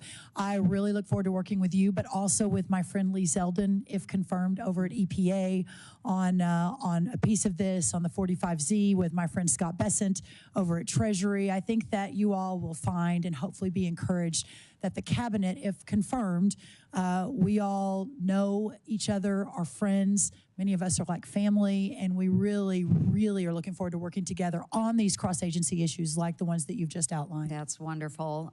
Really appreciate that, because in the last administration, I have to say that in conversations with the leaders at all of those agencies, we were really blown off and left swinging in the breeze. So I anticipate that President Trump will want to do right by our farmers and those that are producing renewable fuels. Another issue, just very quickly, Ms. Rollins, top of mind for Iowa's ag community is Proposition 12.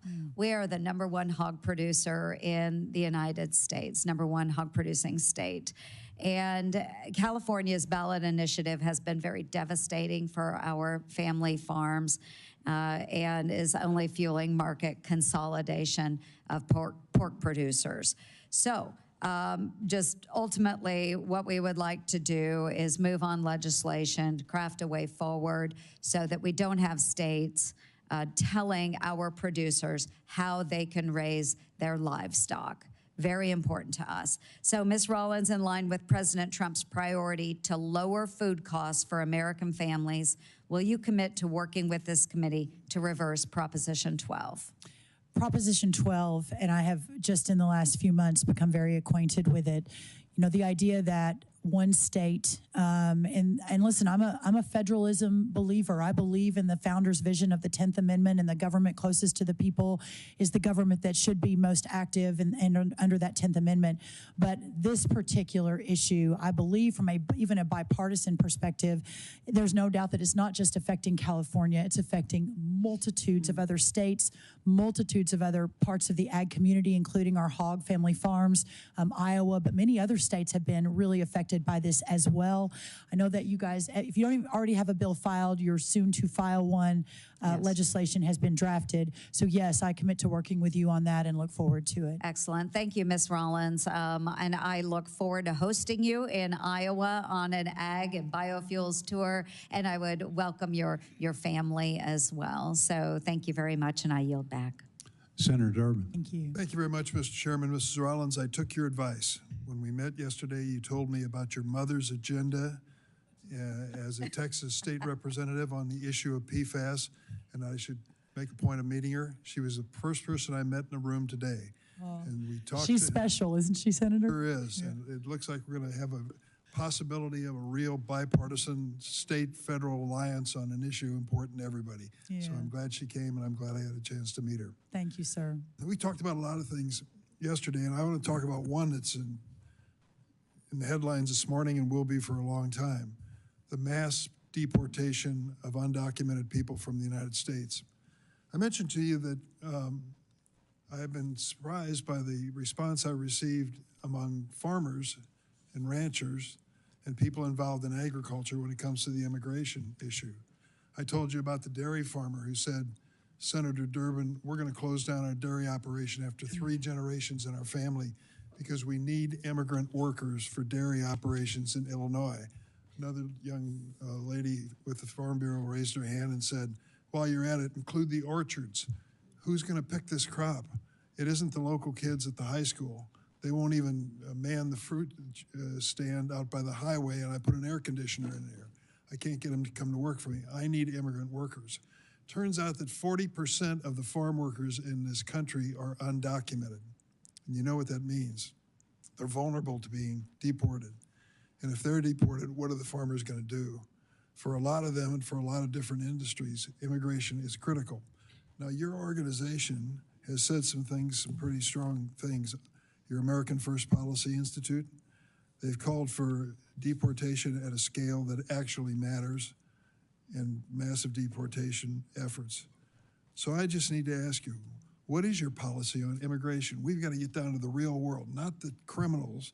We don't want them, they shouldn't come here and they shouldn't stay. But those who work every single darn day to pick a crop that American people are not going to pick themselves, and most of them, 40%, I shouldn't say most, 40% are undocumented. So can we expect this administration to be raiding farms and going after the immigrant farm workers? Senator, thank you. And I really was grateful for our time yesterday and our time working together in the last administration. And I appreciate your kindness. I was a little late yesterday. There was some confusion and you gave me a little grace. So I really appreciate that. Yes, Senator Lujan, you as well. Listen, the president's vision of a secure border and a mass deportation at a scale that matters is something I support. I was his domestic policy director in the last White House. I have built and led an organization alongside Chad Wolf, our former Secretary of Homeland Security, at the America First Policy Institute.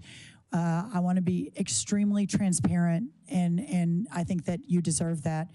That is my commitment, is to help President Trump deploy his agenda in an effective way, while at the same time defending, as if confirmed, Secretary of Agriculture, our farmers and ranchers across this country. And so having both of those, which you may argue is in conflict, but having both of those as key priorities, my job is to work with, if confirmed, the Secretary of Labor, Lori Chavez-DeRimmer from Oregon, but she herself has family farms in California and Oregon, to work with her on the H-2A program, to also work with all of you to reform and perhaps modernize that H-2A program. We'll also say that the president has been very clear that this first round will be aimed at, as you mentioned, those who have committed crimes and are criminals while inside our borders over the last 4 years. So we will follow the data. We will follow and listen to our farmers and ranchers as this is moving. And my commitment is to work with all of you to work to solve and do everything we can to make sure that none of these farms or dairy producers are put out of business. Now, I support your answer. Dangerous people shouldn't be here, and if they're here, they should be gone, period. But when we're talking massive deportation, we're gone beyond dangerous criminals. And I just wonder if we ought to give fair warning to farmers and ranchers across America that if you have immigrant labor, you can expect federal agents to come and search your property. Is that in the future for farmers and ranchers under the mass deportation plan? Sir, I have not been involved in that. The president's current plan, I cannot answer that one way or the other. I do know that my job is to ensure that as those conversations are ongoing, if confirmed, that I am part of that data collection and understanding, and that the president understands that what this means to our agriculture community. And I believe sincerely that he will execute his agenda that he has promised the American people, but that we'll never forget our ag community in so doing. Well, I certainly hope so, because these men and women in immigrant labor on our farms are doing backbreaking work every single damn day, and they've done it for years. And many of them, 40% of them, are undocumented. And if they are going to be deported, then we've seen a lot fewer fruits and vegetables that we take for granted every time we go into the store. I think that's part of the reality. When it comes to the SNAP program, the work requirement and the asset requirements, do you think we ought to apply work and asset requirements to other agricultural programs?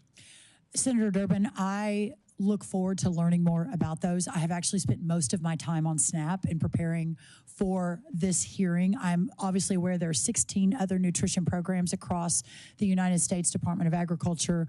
I look forward to learning more about all of those, meeting with those that are running them, even looking across the agencies to see whom else is working on these projects, and ensuring that they are the most effective for those who need them, but also the most efficient for the taxpayer.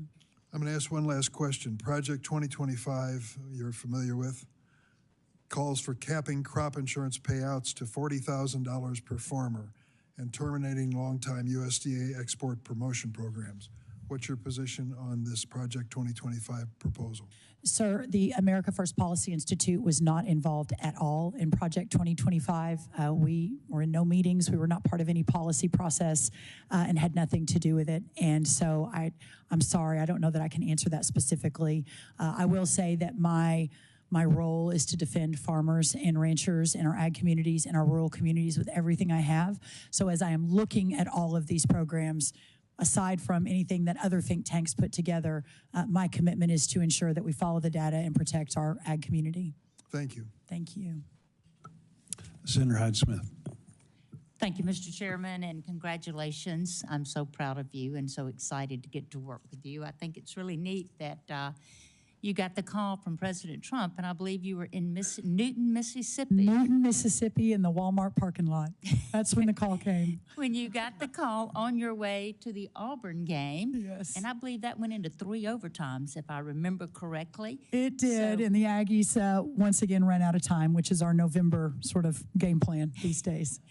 Well, that was a super exciting day. Thank you. For sure, no doubt. And it was so nice to get to meet Mark out at the National Finals Rodeo. Thank you for accepting the invitation to come there. But I want to highlight 2 important things before diving into the questions. And that is the supplemental that was passed before Christmas. And I just want to thank Senator Bozeman. I want to thank Senator Collins on how incredibly important that was to get that into that bill, that $10 billion that will make a total difference in the survival of so many producers throughout the state. So thank you for that. That certainly didn't go unnoticed by the ag world. But I wanted to talk to you about catfish. Mississippi is the top producing state of catfish, our farm-raised catfish, and it's a huge contributor to our rural economy throughout the state. And our neighbors in Arkansas and Alabama, they're right there with us. But unfortunately, the foreign catfish issues, the imports, primarily Vietnam and China, that has really hurt the industry. But my greatest concern was now that it is being inspected by USDA, Food Safety and Inspection Service, and it's charged with inspecting all those imported catfish. And I've been very concerned about how that has been implemented. They are far more rigorous than the Food Drug Administration inspection, but the inspection hasn't been at the top of the priority list for the last administration.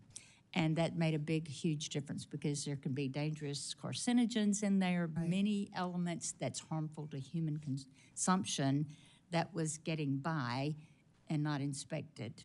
So if confirmed, will you work to ensure that FSIS tightens its imported catfish inspection responsibilities? Yes, ma'am. I really look forward to all aspects of the United States Department of Agriculture, but have heard from several of you that the inspection part of it could be significantly improved, and my commitment is to do everything I can to do just that. We are close to announcing an undersecretary. I should say the president is close to announcing an undersecretary in that role, and I think everyone will be very pleased when that announcement is made, and look forward to hopefully his quick confirmation and letting us get to work, Senator. Wonderful. I fought that for years as we're the top producing state there and as Ag Commissioner in Mississippi. And I also share your commitment, as you mentioned in your testimony, to addressing the H5N1 and the New World screwworm outbreaks as high consequences disease threatening animal agriculture. I've gotten several calls lately on that from producers that are very concerned about that. And I can remember the avian influenza threat, getting the Mississippi flocks, Betty, now that kept me up at night. And I had plenty of foam, plenty of water on standby that if we had the outbreak, we were ready. But I was also involved in reopening beef exports markets after BSE, or the mad cow dissection. And those markets took over a decade to recover when we had countries that did not buy our beef because of that for 13 years until we got that under control. But while much attention is given to the problem of animal disease outbreaks, I want to focus on the key solution that's often overlooked, and that is the importance of USDA veterinarians. And those are so critical. And despite the hiring freeze, those professionals are essential in protecting animal and public health and ensuring food security because of these outbreaks. The vets are currently managing the H5N1 outbreak by testing meat and milk and helping producers with biosecurity practices. But unfortunately, USDA has struggled for years with inadequate veterinarian staffing. And with the animal and plant health inspection and with APHIS, a problem was made worse by a compensation system that the previous secretary described as just uncompetitive in a hearing in last Congress. But I tried to work with the previous administration to begin correcting these serious recruitment and retention problems there. But those efforts were pretty much ignored as well. But it's just extremely frustrating to know how critical it is to make sure we have the safest, cheapest food in the entire world, and it takes inspections to do that. But hopefully that will be better, and I'm going to ask for your commitment on that as it just jeopardizes the American agriculture competitiveness by putting us at further risk for spreading disease. But the shortage affects public health and agricultural, the situations we find ourselves in, because we just sit there and hope and pray that we don't get a call that there is an outbreak of anything. The USDA Office of Personnel Management must address these veterinary personnel challenges. So my question is, will you commit to working with me toward timely and meaningful solutions, of course, that would be in line with the President's agenda toward this personnel for these veterinarians that we need at USDA? Senator, I so look forward to doing that. And yeah, I'm not sure if you've heard, but Texas A&M has a heck of a good veterinary school, so that I'm very familiar with. So I especially on this look forward to that with you. I do think that the recruiting piece of this and you and I working together, and I believe Senator Klobuchar may be a co-chair with you on the veterinary committee here in the Senate, but across the board ensuring that your leadership and my supporting you, if confirmed, continues to be a priority, and really look forward to that. And one quick statement I want to get in to look forward to working with you on as well, once confirmed, is to address the USDA packers and stockyards rules concerning poultry.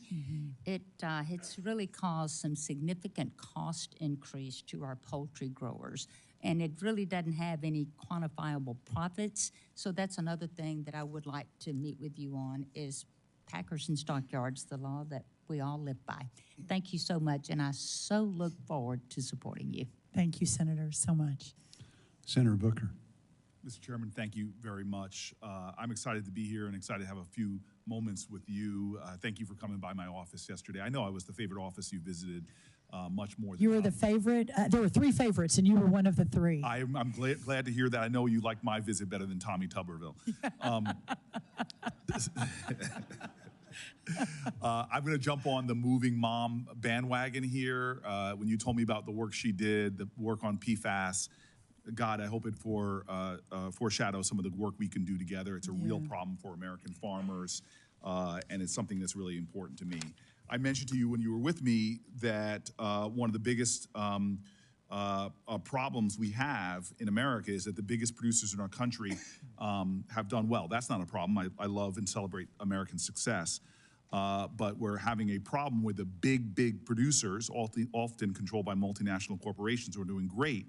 But most of our small farmers in America really continue to struggle.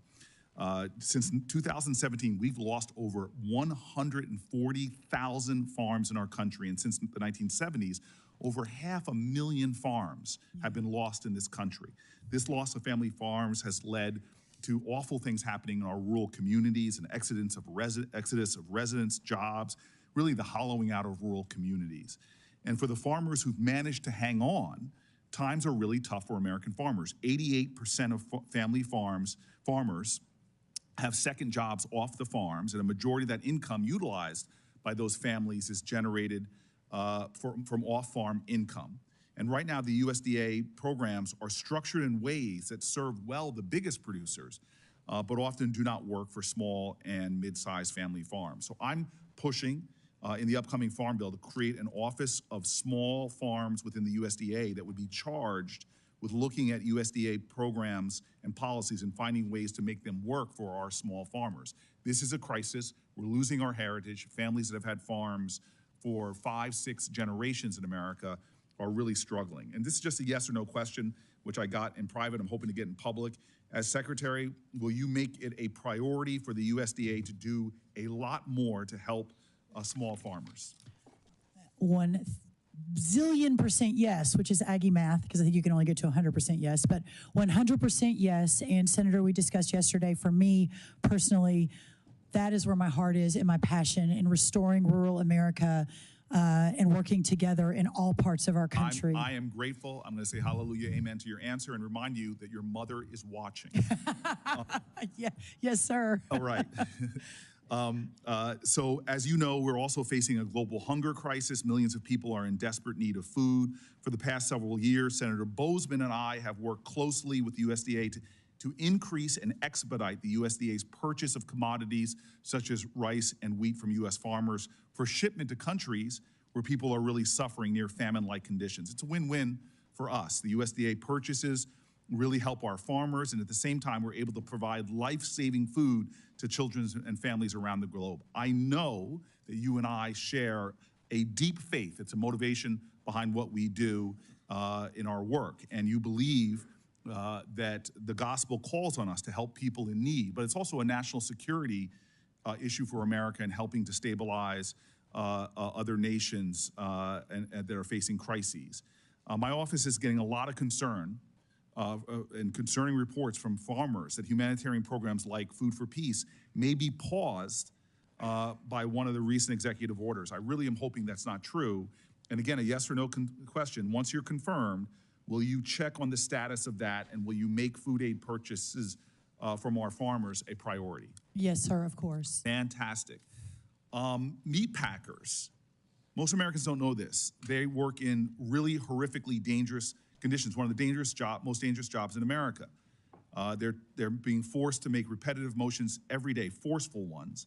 The USDA published recently a report showing that at current line speeds, 81% of chicken processing plant workers are at an elevated risk, significantly so, of developing debilitating upper body disorders and things like carpal tunnel syndrome. These workers also face a risk of serious injuries. On average, 2 worker amputations per week occur on slaughter lines in the United States of America. Just imagine if that was your family member.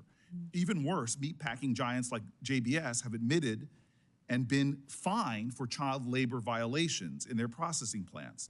The USDA currently is one of the largest buyers from these big meat packers.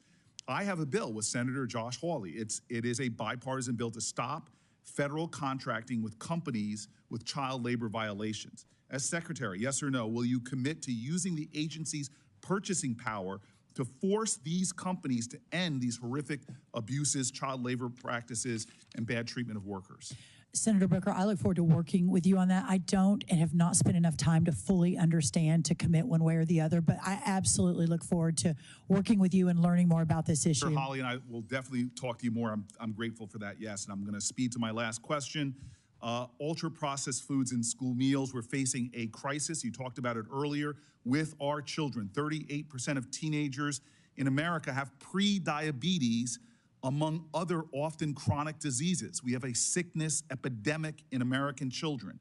We know that if kids reach adulthood obese, they are on a trajectory of a lifetime of sickness and suffering that will cost our healthcare system inordinate amounts and cost them as well. We know that 60% of children's calories, 60% currently come from ultra-processed foods. Many of them have unhealthy levels of salt and added sugar. With our school meal program, we have an opportunity to make sure that kids get healthy, nutritious meals that empower them in school that day and for their life. But right now, kids are still getting too many of their calories in schools from ultra-processed meals. Yes or no? If confirmed, will you commit to dealing with this crisis and really focusing on improving children's nutrition by reducing the amount of ultra-processed foods in our school meal program? The answer is yes, but I want to add to that if you don't mind. As I mentioned with Chairman Bozeman, I do think this is a crisis, and I do agree with you. And I think before my friend RFK Jr. Bobby Kennedy came on the scene, I believe that was in August, and became part of the America First movement, that this particular issue, while really important, was not necessarily at the top of the America First agenda. At AFPI, America First, we had some people working on it, but didn't expect it to be a priority in the administration. I am encouraged that it is now a priority and look forward to working with everyone. I am so grateful for that. This is not a question because my time's expired, but Prop 12 coming out of California, this Packers and Stockyard Act, I know you will be open to us bringing you small family farmers, independent family farmers who show that Prop 12 has opened up new opportunities for them, and the Packers and Stockyard Act is protecting them, and they actually want to see better enforcement. So I know you're open to us having that conversation. I will look forward to that. Thank you, Senator. Thank you. Senator Marshall. Thank you, Chairman, Ranking Member. Ms. Rollins, welcome. Thank you. Just want to know if you agree with me that whole milk is the most nutritious drink known to humankind and belongs in our school lunches. Senator, I don't know that you have met my mom yet, but this is all we had in our refrigerator growing up. Not anything else, just whole milk. She is absolutely never going to let us forget this, the fact that this is coming up. But yes, this hits home to me very, very quickly. It brings back a lot of memories. So, Ms. Rollins, like many of us on this committee, you have a love, a passion for rural America, for agriculture. Tell us where that comes from and why this job is important to American agriculture in rural America, just from your heart. Senator, thank you. The fact that I'm sitting here today, that I am in the United States Capitol, that I'm sitting in front of this committee, that I am serving at the appointment of the President of the United States as one of his potential cabinet members, but yet I grew up in a town of 1,200 with a single mom with two little sisters, went to Texas A&M on an agriculture scholarship because my love, but also we needed the money. That Future Farmers of America is the organization that set my path so many years ago. I am fighting for the next Brooke, who is growing up in a little bitty town with a single mom, that her weekends are spent on horses and raising cattle and barrel racing and at Friday night football, at least in the South, and making sure that those communities continue to raise and provide thriving and incredible opportunities for the next generation of leaders so that this country can continue in the next 250 years to do what we've done in the last 250, and that is to create and govern under our founders' vision of the greatest country in the history of the world. And this work and this committee and this moment in time is the backbone to all of that. Yeah, Ms. Rollins, reminds me of a song that growing up a Kansas farm boys mostly having fun. And I think that's what you're describing. It was That's mostly right. having, it was a simpler time. You pointed out earlier, 90% of rural America supports supported President Trump in the election, over 90%. Now, every time I see the president, the first thing he asks me is, Roger, how are your farmers and ranchers doing in Kansas? Can you just share with this committee President Trump's compassion for farmers and ranchers? Do you have similar conversations with him as well? Yes.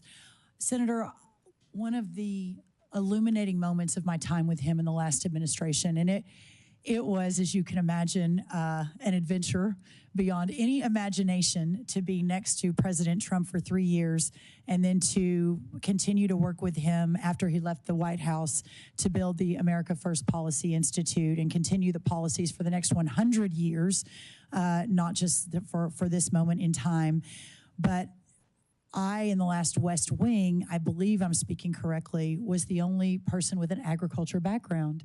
And that wasn't widely known because I was managing the entire portfolio. And but any time in any senior staff meetings or any time we were in the Oval Office and these issues would come up, he would always point to me and say, where are we on that? And it was so clear to me that that is where his heart is.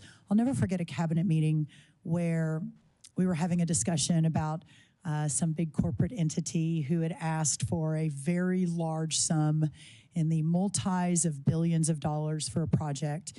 And that same week he had been asked for that project, he'd also visited some farmers in Georgia. And I'll never forget, I was sitting behind him because I was not part of the cabinet, I was part of the senior staff. And I'll never forget, I don't think the media was in there, but he looked at the entire cabinet and then turned, over his shoulder and looked at us who were sitting behind him as his senior team. And he said, I'm not here for those guys who are asking for billions of dollars for their new project and their market value is many, many billions and billions more. I'm here for those farmers. I am here for those men and women that I met in Georgia yesterday who are hurting but never complain, never miss a beat, never stop doing what they're called to do, which is to produce for the families across America and across the world. That is who I am here, and we all, pointing to the cabinet and the staff, are here to serve. I think that was in maybe year 2 of the 4, and I've never forgotten it. And when he called me about this job, we talked about that again. Yeah, thanks, Ms. Rollins.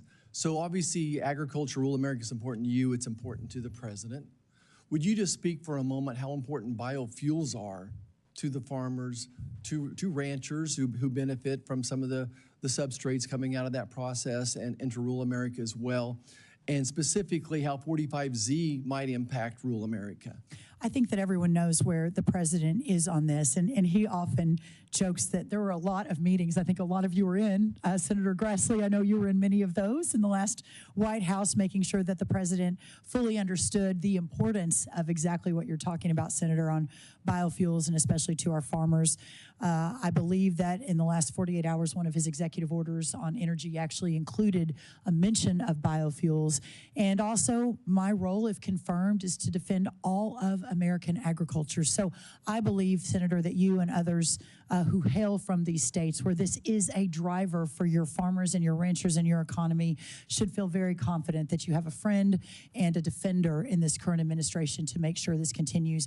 45Z, obviously, my friend Scott Bessent, if confirmed over at Treasury, will be working on that. That's in his purview, but I will ensure that he has the data and the voices and the opinions around him to make the right decision. Yeah, just one more quick call on the 45Z is that certainly what we don't want is China to benefit from it. Correct. Which is happening right now. We can go into that in more detail later as well. And by the way, I was just sitting here thinking, I remember President Trump's, the first primary back in 16 in Iowa, I believe he came out, was the candidate that came out in favor of biofuels as well, as I recall. That's right. Let's finish up on the regulatory environment. Boy, I'm not sure if anything's a bigger concern to the American farmer right now than the regulatory environment. And the 2 hot button issues have been WOTUS, Waters the U.S., and the Endangered Species Act. Can you tell us what your involvement was in rolling back that WOTUS regulation with the previous administration?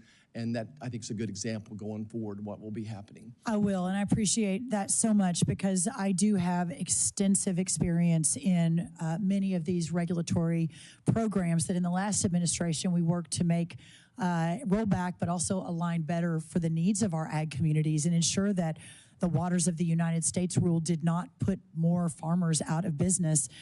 Same with the Endangered Species Act. I know that that's also a big issue in our forestry lane as well.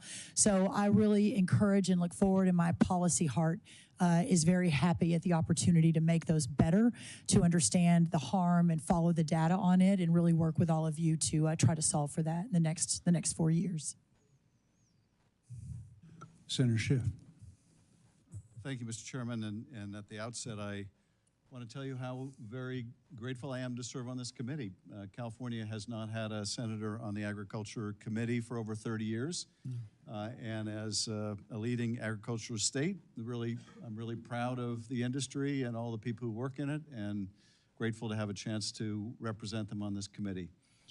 And Senator Marshall, I wanted to tell you that a California legislator once made a name for himself by drinking a beaker of malathion to demonstrate his view that he thought it was that safe. I will not be doing that today. Ms. Rollins, thank you for being here today. When we met earlier this month to discuss your nomination, firefighters in Southern California had just begun efforts to contain 2 blazes. As we know now, this was only the beginning of what would ultimately amount to one of the most devastating wildfire disasters in the state's history, if not the nation's history. Over the last 2.5 weeks in LA, it's been difficult for me to put into words how truly catastrophic these fires have been. Just the scope of them is beyond anything I would have ever imagined. Whole neighborhoods and communities just wiped out. The Forest Service has been playing an amazing role in the emergency response efforts, working hand in hand with state and local partners to secure resources and personnel. To aid California's wildfire response this month, the Forest Service deployed 2,300 federal firefighters, 12 large air tankers, 20 helicopters, 6 scoopers, and 8 modular airborne firefighting aircraft. Without these federal resources, the devastation in LA would have been far worse, and we're not done with it yet. We had the outbreak of another fire just yesterday. If confirmed as secretary, are you committed to deploying the same emergency resources to fight wildfires in blue states that would be deployed to fight wildfires in red states? Can we count on you not to discriminate among states in the vigor of the federal response? Senator, thank you. And obviously, but it bears saying, since you asked, 100% yes. And to watch the devastation in your beautiful state has been heartbreaking for all of us, no matter if we're from red states or blue states.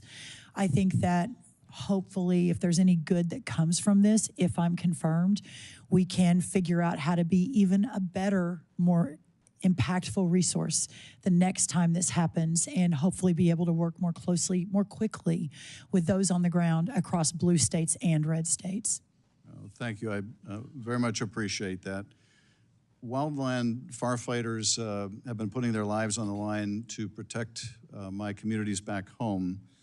And we need to make sure that we continue to encourage people to become wildland firefighters, and that their compensation is commensurate with the critical and dangerous work that they do. I was speaking with one firefighter who was, I think, an LA fire department firefighter, not a wildland firefighter, but nonetheless facing the same risks, who told me that he wasn't sure he was going to make it out alive, that there were fires in front of him and behind him. His communications equipment was in and out. Water was running low. And he said it was the closest thing to hell that he could imagine. The key, I think, to recruiting and retaining people to do that kind of vital and dangerous work is to make sure they're well compensated. The bipartisan infrastructure law signed by President Biden included a long overdue pay raise for federal firefighters, but that raise is set to expire in March.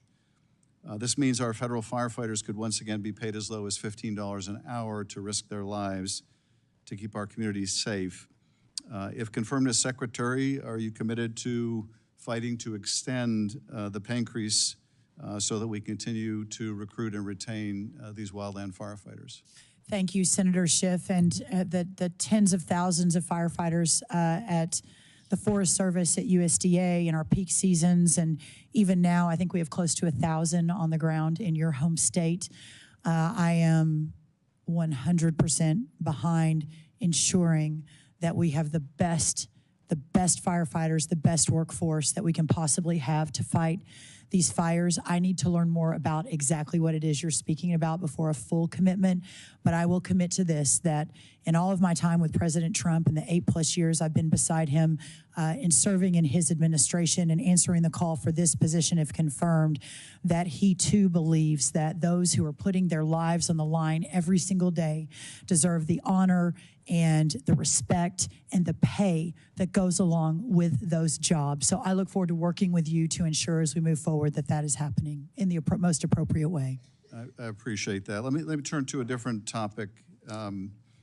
During the president's first term, USDA had to allocate tens of billions of dollars to offset the financial impact of the tariffs and the reciprocal tariffs that other countries imposed on our agriculture and on our farmers. But that financial assistance offered to farmers impacted by the trade war was not equally distributed.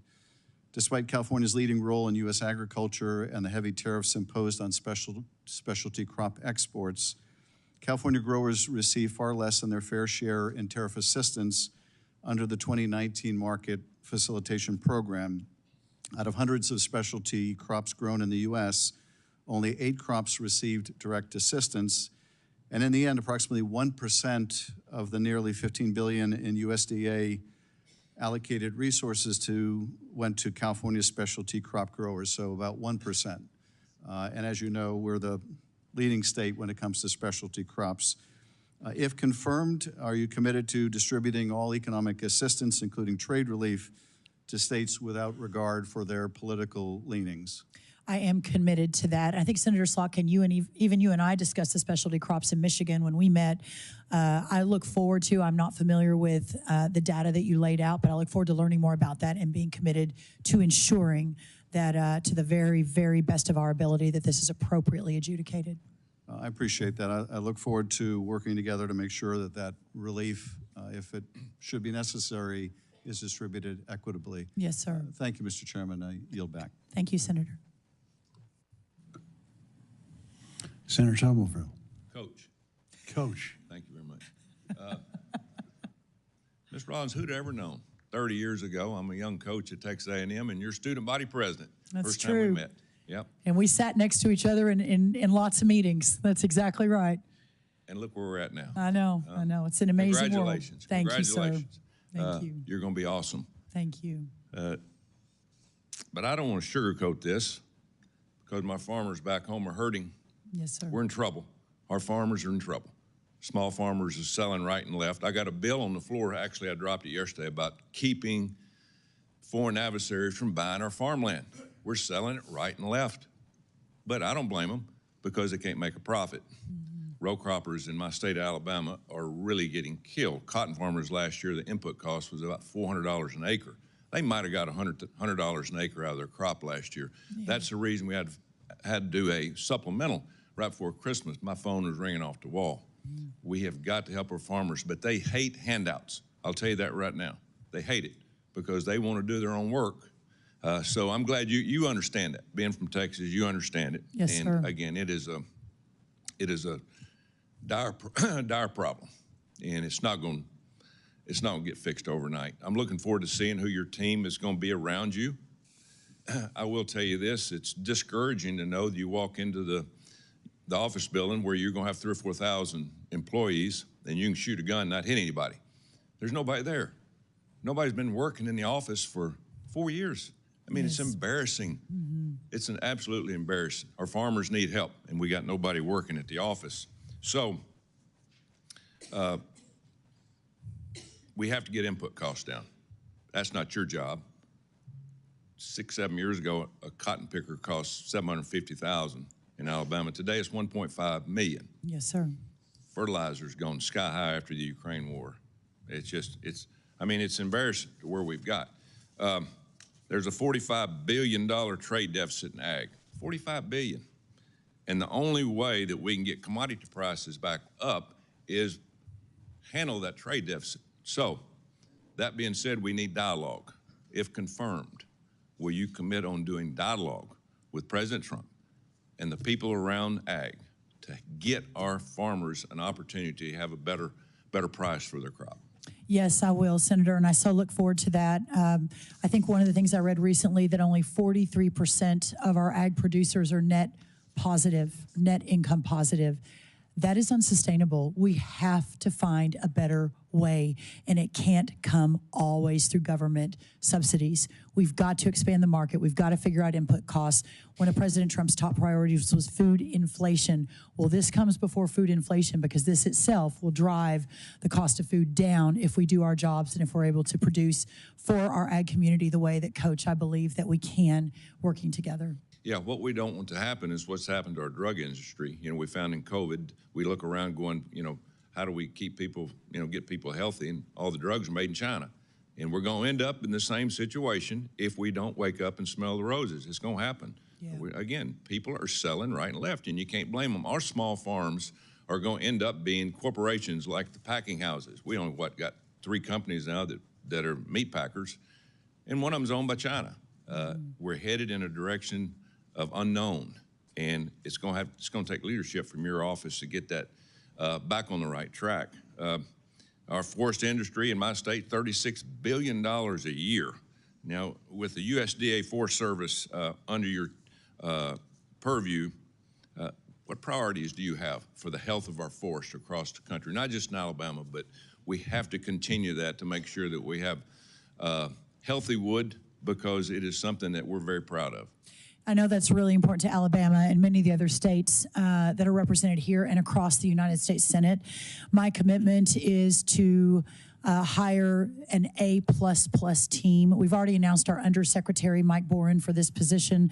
I have great faith in his leadership. He is a businessman, and I think bringing to the table, hopefully with a quick confirmation process from all of you, he will bring to the table a team that will take our great firefighters in the Forest Service and hopefully realign and reorganize in a way that makes the Forest Service, including forest management, more productive, more efficient, more effective, so that we don't have the issues that we've had in these last number of years, and especially for our great producers in your state and other states. Keyword, forest management. Key 2 words. We've got to manage our forest, do it the right way.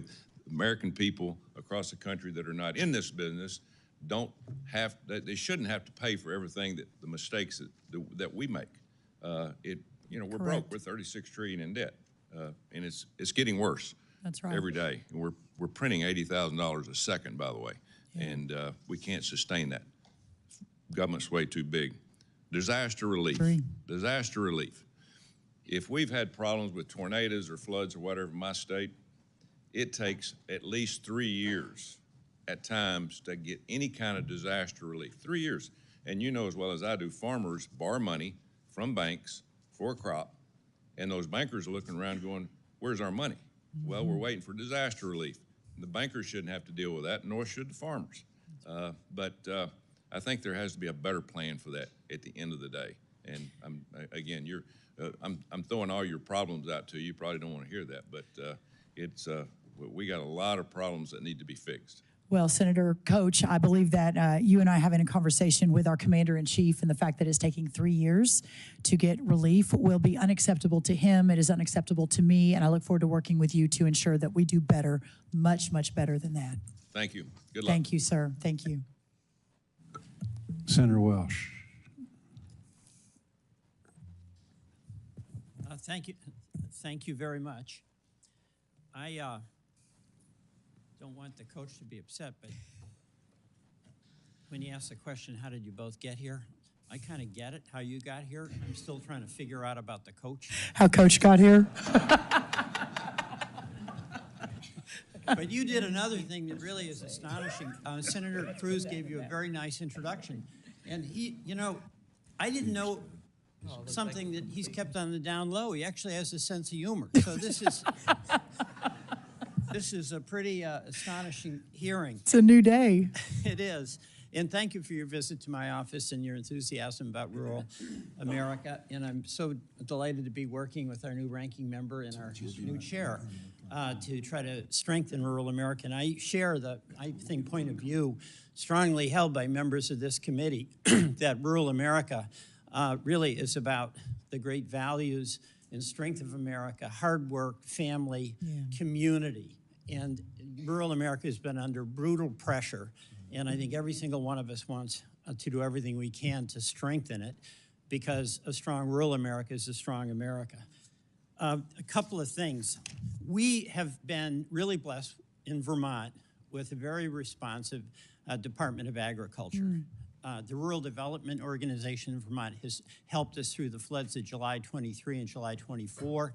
It has used opportunities to strengthen the economy for farmers. So I just want to make certain that some of the things that have really been helpful to us, we can have some confidence will continue should you be the new Secretary of Agriculture.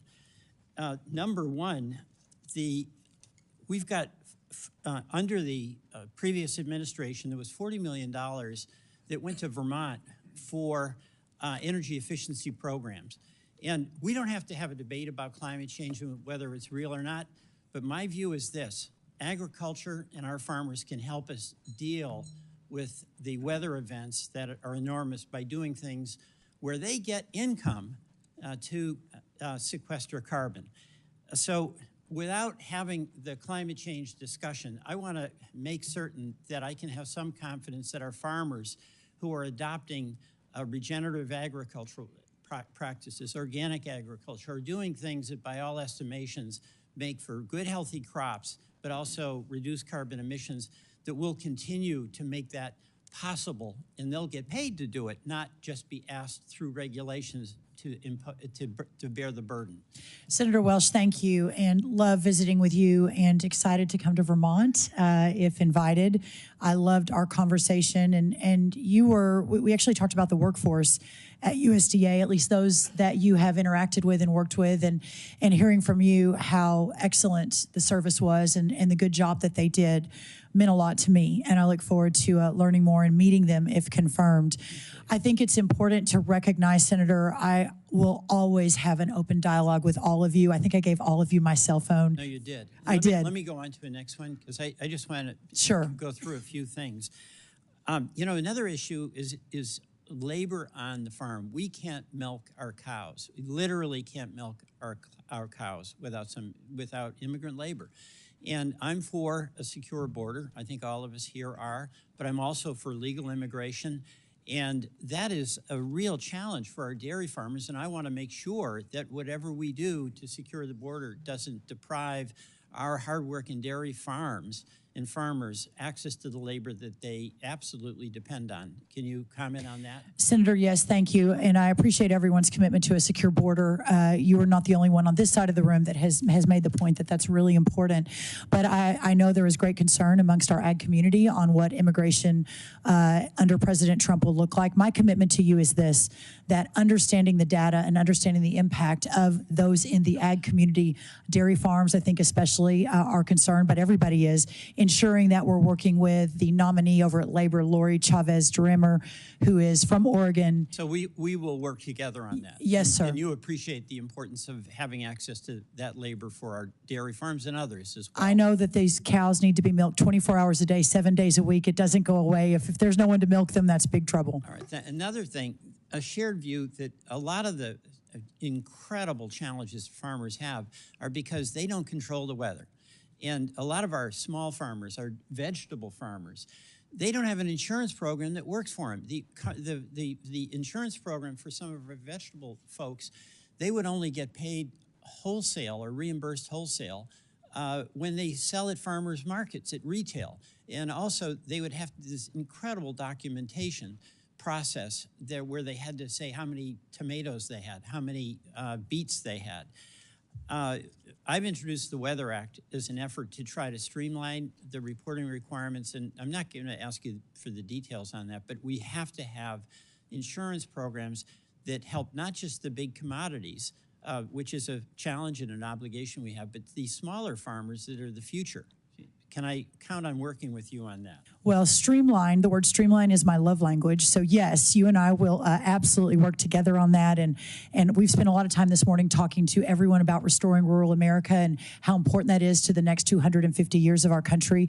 That will happen because of our small family farms and our rural ranchers. You know, and another issue for young farmers, it's so hard for a young person to get into farming, Yes, largely sir. because they can't get the farmland. And there's a lot of concern expressed here, and I share it, about Chinese possibly buying up. But you know who's buying it up? It's private equity. I want farmers to be able to buy a farmland. I mean, is that of concern to you? I know having access to farmland for young farmers is, but China may be a threat, but private equity is a threat too. Care to comment? Sir, thank you. The average farmer today, the average age is 58 years old. If we really think we're going to have a sustainable, thriving ag community in 20 or 30 or 50 years after you and I are probably have gone to meet our maker, then we have to reverse that trend. Okay, and the last topic in this round, rural broadband. Yes, it has made such a difference for rural Vermont and for our farm communities. And your department has played a major role in facilitating that. We have to continue that and get that last barn on the longest dirt road wired so they have the advantages that come with access to the internet. Care to comment? 100% agree. Okay, thank you very much. Thank you, Senator. Thank you. Senator Justice. Well, first and foremost, to all those on this committee, you know, I thank you for allowing me to be on the committee. I thank Leader Thune, and I thank anyone that was responsible for me being here. You know, I am a plain-spoken individual. I am hung up all the time on the truth. And I will promise you with all in me that I know a tremendous amount about agriculture. You know, I think about, and Brooke, I can't call you Mrs. Rollins. I could call you Secretary. Call me Brooke. You know, and I've asked you over and over to call me Yes, sir. Jim. Yes, sir. You know, and but I would just tell you just this: all that's going to fall in your empire is astronomical. That's all there is to it. You know, I am amazed with President Trump's nominees, and that's all there is to it. They're qualified. They're absolutely experienced. They absolutely have what Brooke has. She's stuck on. Anybody that can't see that is absolutely not looking. She approaches it with positiveness and a big smile. And so all of you that came, especially all of her family, you know, I am not amazed in any way. I know she's infectious around every last one of you. And absolutely you will be a tremendous secretary. That's all there is to it. Now let me just say, let me deviate just a little bit. And let me just tell you just this. And this is my view. The American family farm has got to be protected like none other.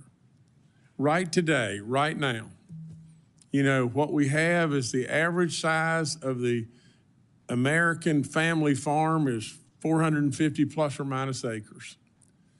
Now you just think about it. What are they doing right now? What are they doing right now? You know, maybe in Wyoming, it may very well be 30 below zero. And they're out on a snowmobile or a horse trying to feed their cattle. And maybe if they were a dairyman wherever, or you know, or lady, wherever it may be, there's never a day off. Never a day off.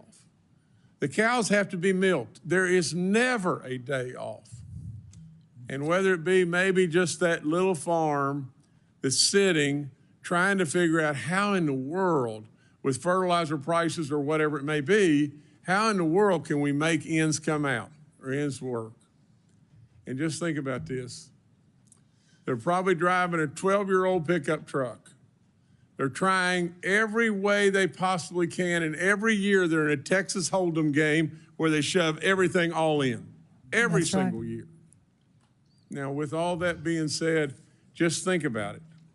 What happens if we lose our American small farm? What happens to where do we go? You know, corporate interests and on and on and on. They're a productive engine like you can't imagine on the planet. You can never imagine their productivity.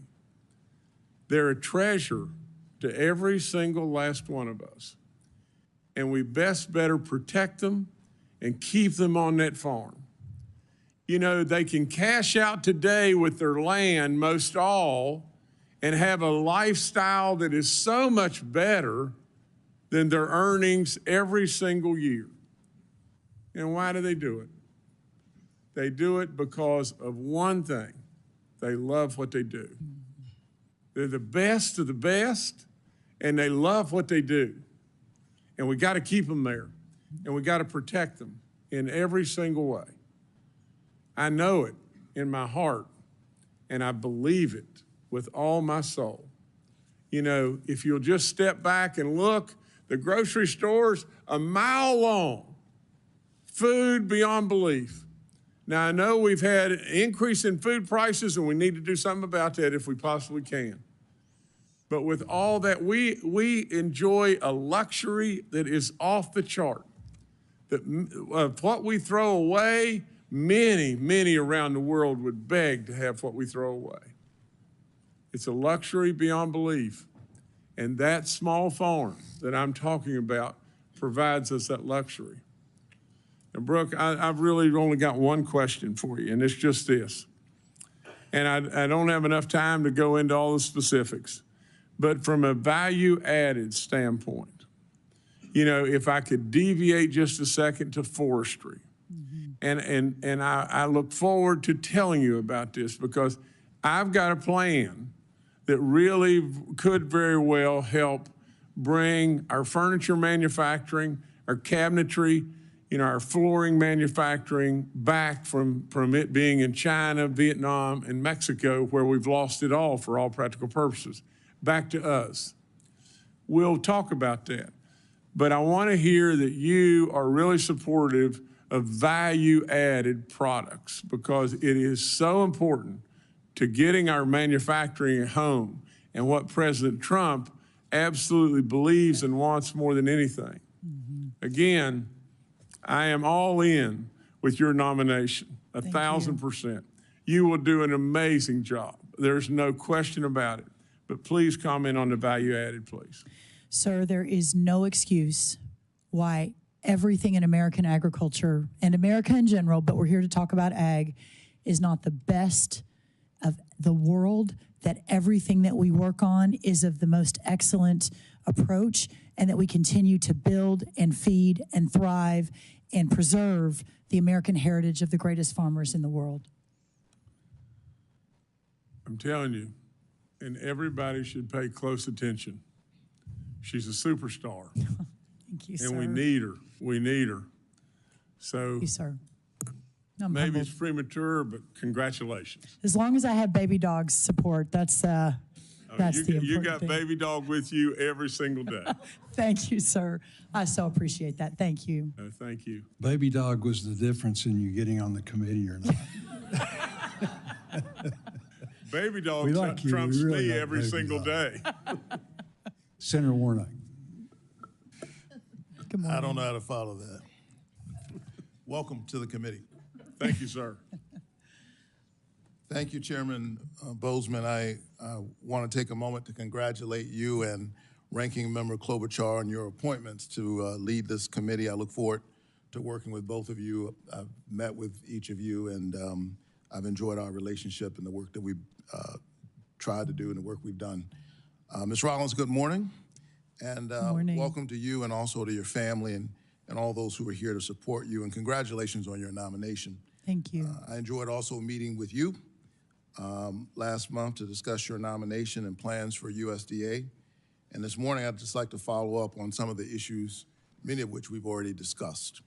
But first, it has come to my attention that a recent executive order has led to the potential termination of USDA's liaisons to our 1890 land grant institutions like Fort Valley State University in Fort Valley, Georgia. There is strong bipartisan support for these institutions. They've done an incredible job, often doing so much for so many with so very little for such a long time that people, it's lost on people, the work that these institutions every day.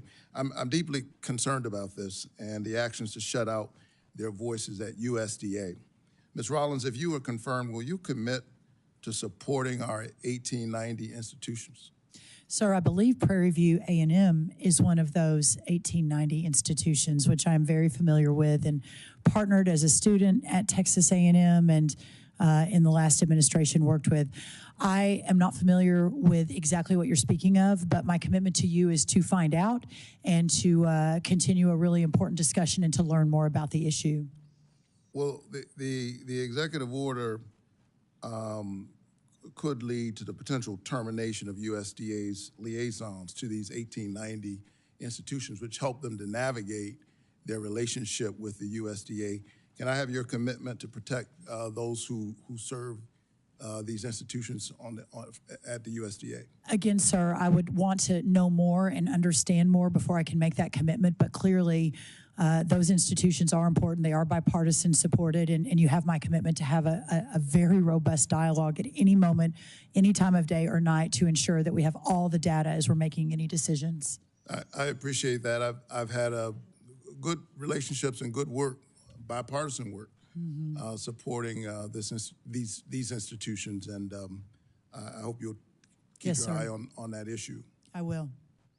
Last year, I worked hard with my colleagues in a bipartisan manner to provide $21 billion to help farmers recover from natural disasters like Hurricane Helene. Farmers, as you know, do incredible work. It's a tough business. There's so much you don't control. The margins are narrow, and so I do everything I can to protect my growers in Georgia. I cannot overstate how critical it is for USDA to distribute this assistance, this disaster assistance to Georgia farmers as quickly as possible, but also as equitably as possible. If confirmed, briefly, because I want to get through these questions, how will you work to ensure disaster assistance is distributed both swiftly and equitably? Yes, sir, thank you, and I'll try to answer quickly so we can go on. The day I got the call from President Trump, it was Saturday, November 23rd. We were in our motorhome traveling across the country to an Aggie football game. Within a few hours of accepting the nomination, I began to immediately pivot to how do we distribute this disaster and so important economic aid, working with a few of the senators on this committee. Clearly, I am not confirmed yet, so this is going to await my arrival. But in the meantime, sir, we've already announced the undersecretary who worked on this in the last Trump administration, who is already building the team who distributed these funds, so they know what they're doing. We're not reinventing the wheel. Well, will you work with our state agriculture committee, commissioner, to ensure Georgia producers, including our foresters, have the support they need from USDA to get that assistance without having to jump through a bunch of bureaucratic hoops? Of course. And will you also commit to equitably getting that assistance to all eligible farmers, including those who've been historically left out of USDA assistance, often due to discrimination? Sir, we will follow the law and ensure that that is the case. Is that a yes or a no? Yes. So let me move on to the next subject. Thanks so much. Fighting hunger has long been a part of my life's work, long before I was elected to the Senate. As you know, I'm a pastor, and the one miracle story that's in all the Gospels, all four, is the feeding of the 5,000. That's right.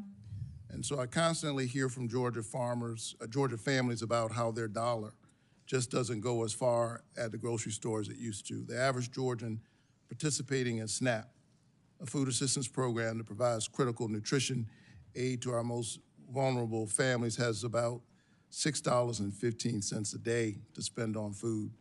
In your view, is $6.15 a day adequate to avoid hunger for Georgia families? Sir, this is a supplemental program. I am just getting my arms around it. There is few that will be in my role, if confirmed, that have a passion for this more than I do. Serving those who are most in need, as you and I discussed in your office, is a driving force of my entire life. It almost sent me to seminary, but I ended up in public policy instead. So you have my wholehearted commitment to look and ensure that the people who need this the most are receiving it in the best way possible, but at the same time ensuring that all of the tax dollars that are spent on it are also spent in the best way possible. One of the things, as these families struggle, one of the things that I'm concerned about are proposals to slash this critical assistance and create additional work verification red tape for families participating in these programs. Do you think creating more bureaucratic red tape for families will help them purchase nutritious food?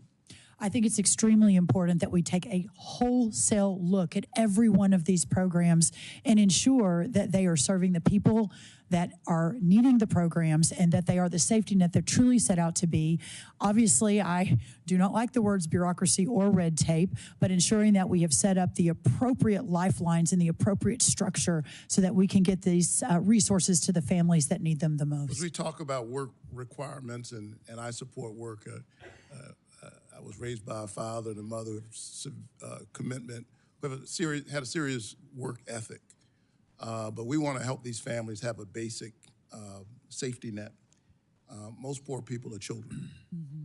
I think it's important to remember that. Most poor people are children. SNAP lifts children, seniors, veterans, and folks with disabilities out of poverty, and is proven to reduce healthcare costs and stimulate our local economies. If you are confirmed, I hope we can find ways to work together to ensure our most vulnerable families and our neighbors can afford groceries.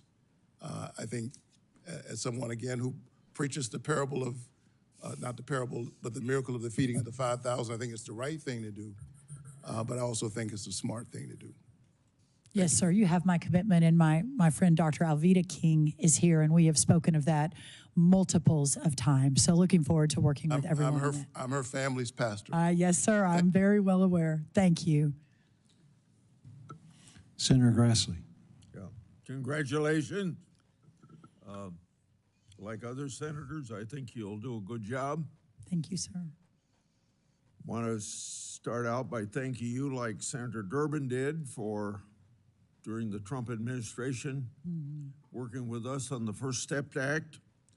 You were actively involved in a lot of those negotiations between Democrats and Republicans on the Hill here, as well as between us and the first Trump administration. You worked hard.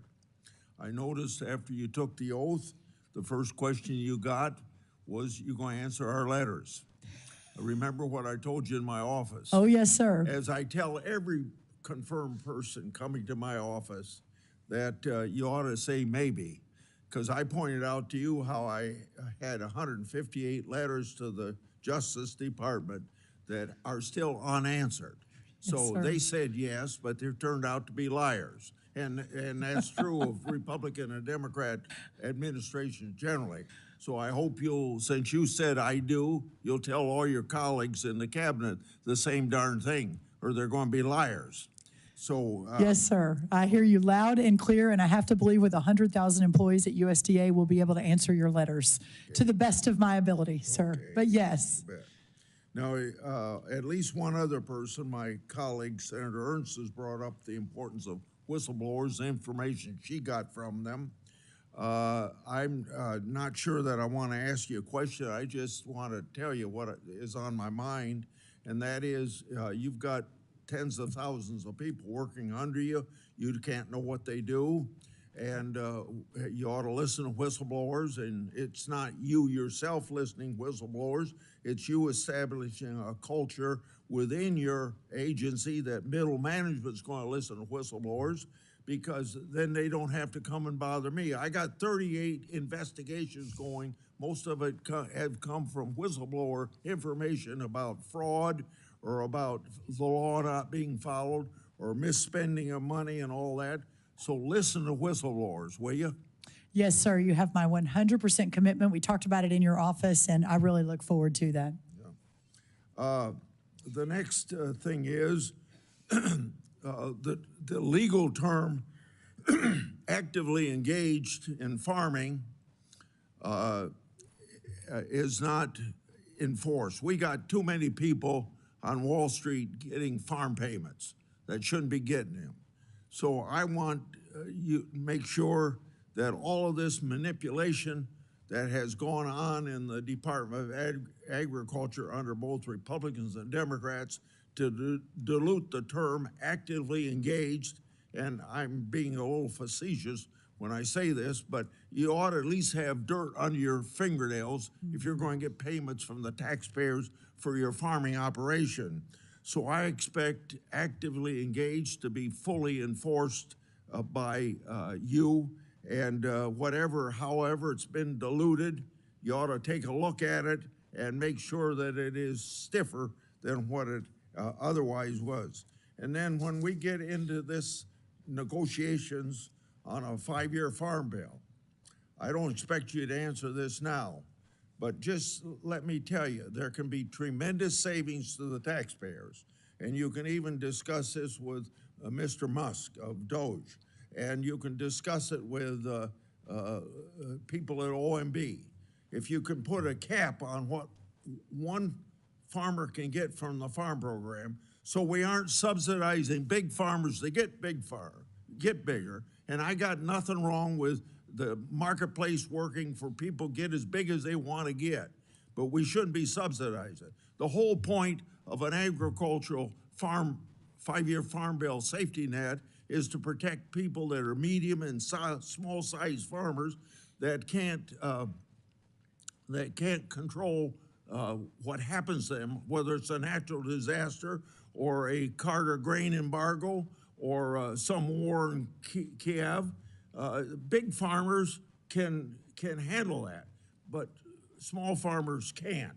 And that seems to me, for the same reason we put out disaster relief for farmers in the bill that just passed before Christmas, and you're going to administer, there's the same reason that we have a safety net for farmers on prices generally and things beyond their control. So I try every farm bill to get this done. And the most successful farm bill I had, and I hope I'm successful in this farm bill, was 2015, when I got a cap put on in both the House and Senate in exactly the same language, and it shouldn't have been diluted at all or changed at all when it goes to conference, because those are the rules of conference.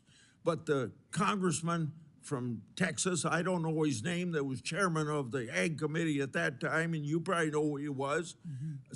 He did not like it, and he diluted it to it's practically meaningless at this point.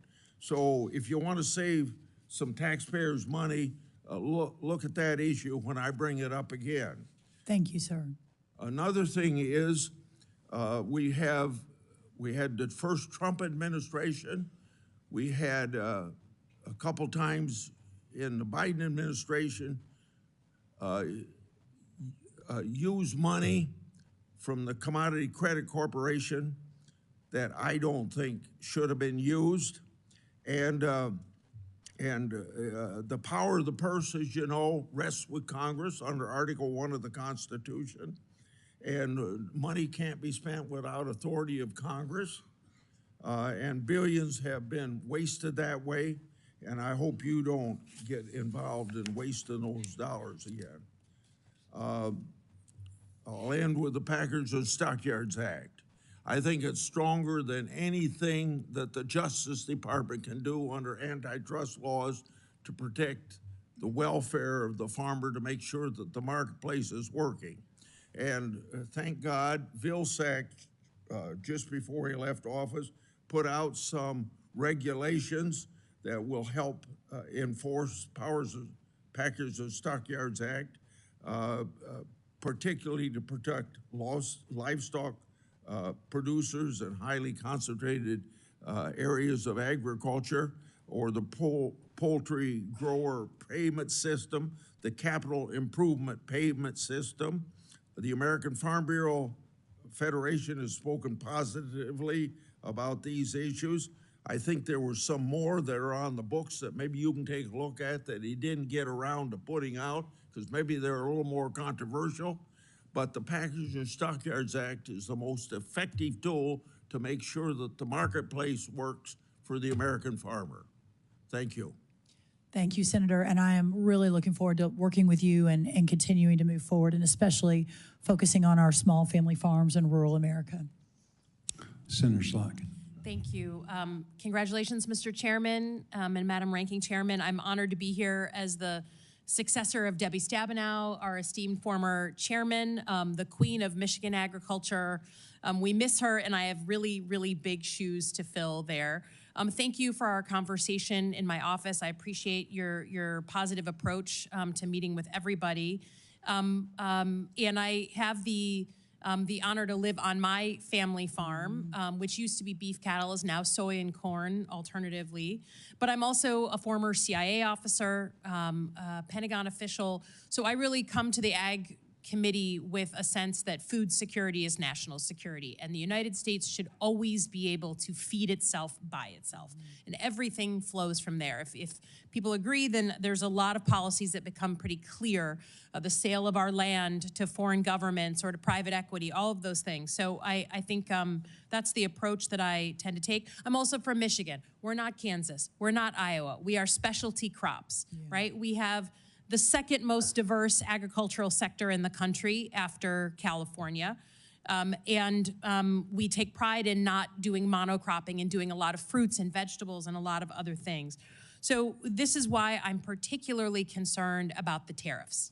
Everyone's talking about tariffs. Mr. Trump is throwing them around, and I just want to review the bidding to make sure, particularly with your agency, that we're all on the same page on what happened the last time President Trump put on tariffs, what happened specifically to our farmers. So just to review the bidding, President Trump announced 25% tariffs on Chinese products, batteries, TVs, medical devices. Again, I certainly understand the instinct as a CIA officer, right? I want to push back on China. China retaliated and put 25% tariffs on soybeans, fruits, pork, and some other items. Then we got into a trade war. We started adding more things to the list. They started adding more things to the list. It went on and on and on and back and forth. Suddenly our farmers across the country are screaming bloody murder because the markets that they used to have access to, no one wanted to buy our stuff because it had that 25% tariff. We felt that very acutely. So what did we do? Because we felt, under the Trump administration, people rightfully felt like our farmers were getting the shaft here. They raided the CCC account, the emergency rainy day account that you will have, control over, for $23 billion to give subsidies to our farmers. So we put on the tariff, got into a trade war, ended up, our farmers were in trouble, we paid them off. And everyone's here has said, no farmer wants a subsidy, they want to work, right? They want to get paid a fair rate for their crop. That emergency fund is the same fund that helps us with things like avian flu that we're now dealing with all over the country. So you can imagine, as a Michigander, the throwing around of tariffs, particularly with Canada, Mexico, a bunch of other places. I'm trepidatious that this is going to come back to our farmers. And when you get confirmed, and it looks like you will swear an oath to the Constitution of the United States, not to President Trump. So can you say, I know you've said it, but for the Michiganders watching, that you will throw your body in front of the bus to make sure that any political talking point on tariffs that may sound good is actually truly tested against how it will impact our farmers like it was not last time around. Senator, I appreciate your passion. I share it. And I think we are similar in a lot of ways. And yes, my commitment is that there will be no sleeping, that we will work around the clock to ensure that our ag communities across this country are represented in those discussions and at the table. And I will do everything in my power to elevate, preserve, honor, conserve that backbone of America. Yeah, I just want to know that, you have a good relationship with President Trump, and that's a value add. So use it to help our farmers, not just a political talking point. We all want to punch back on China, most of us. Mm-hmm. But it's got to fit reality here and not end up boomeranging on us like it did last time. Next is avian flu. We talked about this as well in my office. Michigan has been dealing with this. Lots of states around the country are dealing with it. We've had human beings, a few getting ill, one passed away. We now see it in cats, household pets that are eating birds that have it, that kind of thing. And, you know, what we've seen, you know, I think Michigan has gotten decently high marks for handling it well because we've cooperated with the federal government, right? But there's a lot of folks around the country that are not so friendly with the federal government. You are going to be, the federal government, having to put some muscle behind some of our rules so that we don't see this spread, right? So we don't, I mean, again, we're all, right now, you cannot get a dozen eggs around Holly, Michigan, where I live, for less than $4.69 a dozen. Used to be $2. So please tell me what you're going to do in the federal government role that you're about to take to make sure that we stem the spread of avian flu, even to states and farmers who are not so friendly with the federal government. Yeah. Thank you, Senator. And I do remember our conversation. It is certainly a top priority. I know in my opening remarks, it is one of my top 4 priorities on day one, putting the right team in place to ensure that, that what you discussed and outlined is happening. I do believe that with my depth of experience with working at all levels of government, specifically at the state level. I've been working closely, I believe probably mostly Republican, maybe all Republican, but all the ag commissioners I'm already in contact with, and if confirmed, will continue to work closely with them. I think there's no doubt that the all of government approach, working with the stakeholder community, but also the state and local officials, is going to be extremely important. And to your point about food security at the top of your remarks, that remains paramount, I think, for all of us. Yeah. And then lastly, I'll just echo some of Senator Warnock's comments. We have seen in versions of the Farm Bill that were created in the past year, both in the House and the Senate, that SNAP is usually the bill payer for at least part of it. In cuts to SNAP, and then additional subsidies to some of our farmers, frankly, particularly farmers down south. I understand that that's popular. I would just ask you again to look into your heart. If the majority of poor people are children, that's not a work requirement that they can meet, right? So please just remember the children and be thoughtful about our approach on SNAP, not just, again, a political talking point. I will, Thank you. Senator. I yield back. Thank you. Thank you. Senator Fisher. Thank you, Senator Bozeman, and congratulations on your gavel. Look forward to working with you and with the ranking member. Thank you. Ms. Rollins, so good to see you. I really, really appreciated you coming to the office last month and the great discussion that we had. As you know, the agricultural industry is the economic engine of Nebraska. We grow a lot of corn and beans and wheat and sugar beets and livestock. So we understand the necessity of having that strong economy for our state. That food security, how important it is for our country, and I look forward to working with you in the future on that. Thank you. You noted in your testimony that we must demand strong and steady markets for our agricultural bounty, and this is a statement that I hear consistently from our producers as well. One of those really important markets for Nebraska's agriculture is biofuels. In his day one actions, President Trump emphasized the need for our country to be energy dominant.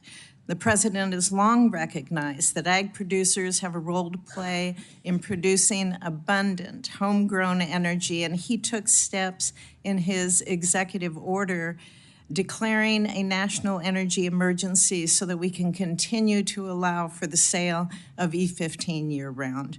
And I've long led an effort to make this policy permanent. And I look forward to working with my colleagues to deliver on that part of the president's agenda. We know that there's going to be a number of other biofuel decisions that will be made in the coming months that will have significant impacts on the biofuel market. I know you've heard from a number of my colleagues on this committee about the importance of that. Can you just speak briefly about how you view the importance of biofuel markets for our farmers? I will. And Senator, thank you. Love being in your office and meeting Fred Fisher, and really look forward to hopefully having more conversations in your office and in your home state of Nebraska. Which is one of the shining stars of our country. In the last few months, since the announcement was made that I was going to be, hopefully if confirmed, joining this administration and the cabinet as the head of USDA, I have had multiples of conversations with many of you on the committee and outside the committee. Your governor flew to Texas to give me a couple of hours of his time to make sure I understood specifically within your state, but frankly, how this affects so much of the Midwest and in our corn states. My commitment is to defend and protect and fight for all of American agriculture. Clearly, in the last administration, this issue was under the National Economic Council, Larry Kudlow, so I didn't manage it under the Domestic Policy Council, but I was certainly in a lot of the meetings, which there were a lot of meetings, President Trump would tell you, in the Oval Office about this. His executive order in the last few days mentioning biofuels as part of his all of the above strategy to reclaim energy dominance across the world Right. is important. President Trump was very generous with his time and his previous time in the Oval Office, and he's correct. We had a lot of meetings in the Oval Office. So I think know he said 27. Truly, and he would like to get this issue settled as well. I thought maybe we would last in the CR, but we'll continue to push for that. What we've seen over the last 4 years and what I've heard has been a lot of disappointment from Nebraskans about the lack of any kind of trade agenda from the Biden administration. In fact, for the first time in decades, we've had an agricultural trade deficit. And as you said earlier, it's projected to hit a record-breaking $45 billion. I understand there can be a variety of factors that impact a trade deficit, but I am concerned that part of this stems from there being really any kind of clear agricultural trade agenda from the last administration. We cannot see that happen again. Can you talk about how you would both hold our current trading partners accountable and the role that you will, or that you would want to see USDA play in developing these new export markets? Yes, Senator, and that $45 billion, what's remarkable about that is 42% of that is just in the last year. Yes. So the wheels are falling off, and it is very, very important that the wheels get put back on as soon as possible.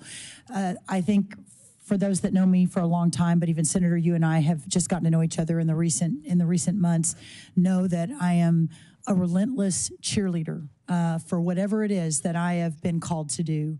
And for this moment in my life, and to meet this moment, as Scripture says, I am called to take agriculture to preserve our rural communities and take our products to the world and work around the clock to ensure that that sort of trade deficit begins to peel back, and hopefully by the end of our time here in the next 4 years is completely gone. And in fact, we are back in the positive. And I believe we can do that. I mentioned earlier, I think President Trump is the consummate deal maker. His heart for rural America and for our farmers and ranchers, I think, will hopefully lead the way. I certainly will be right next to him, whispering in his ear as we move forward on this.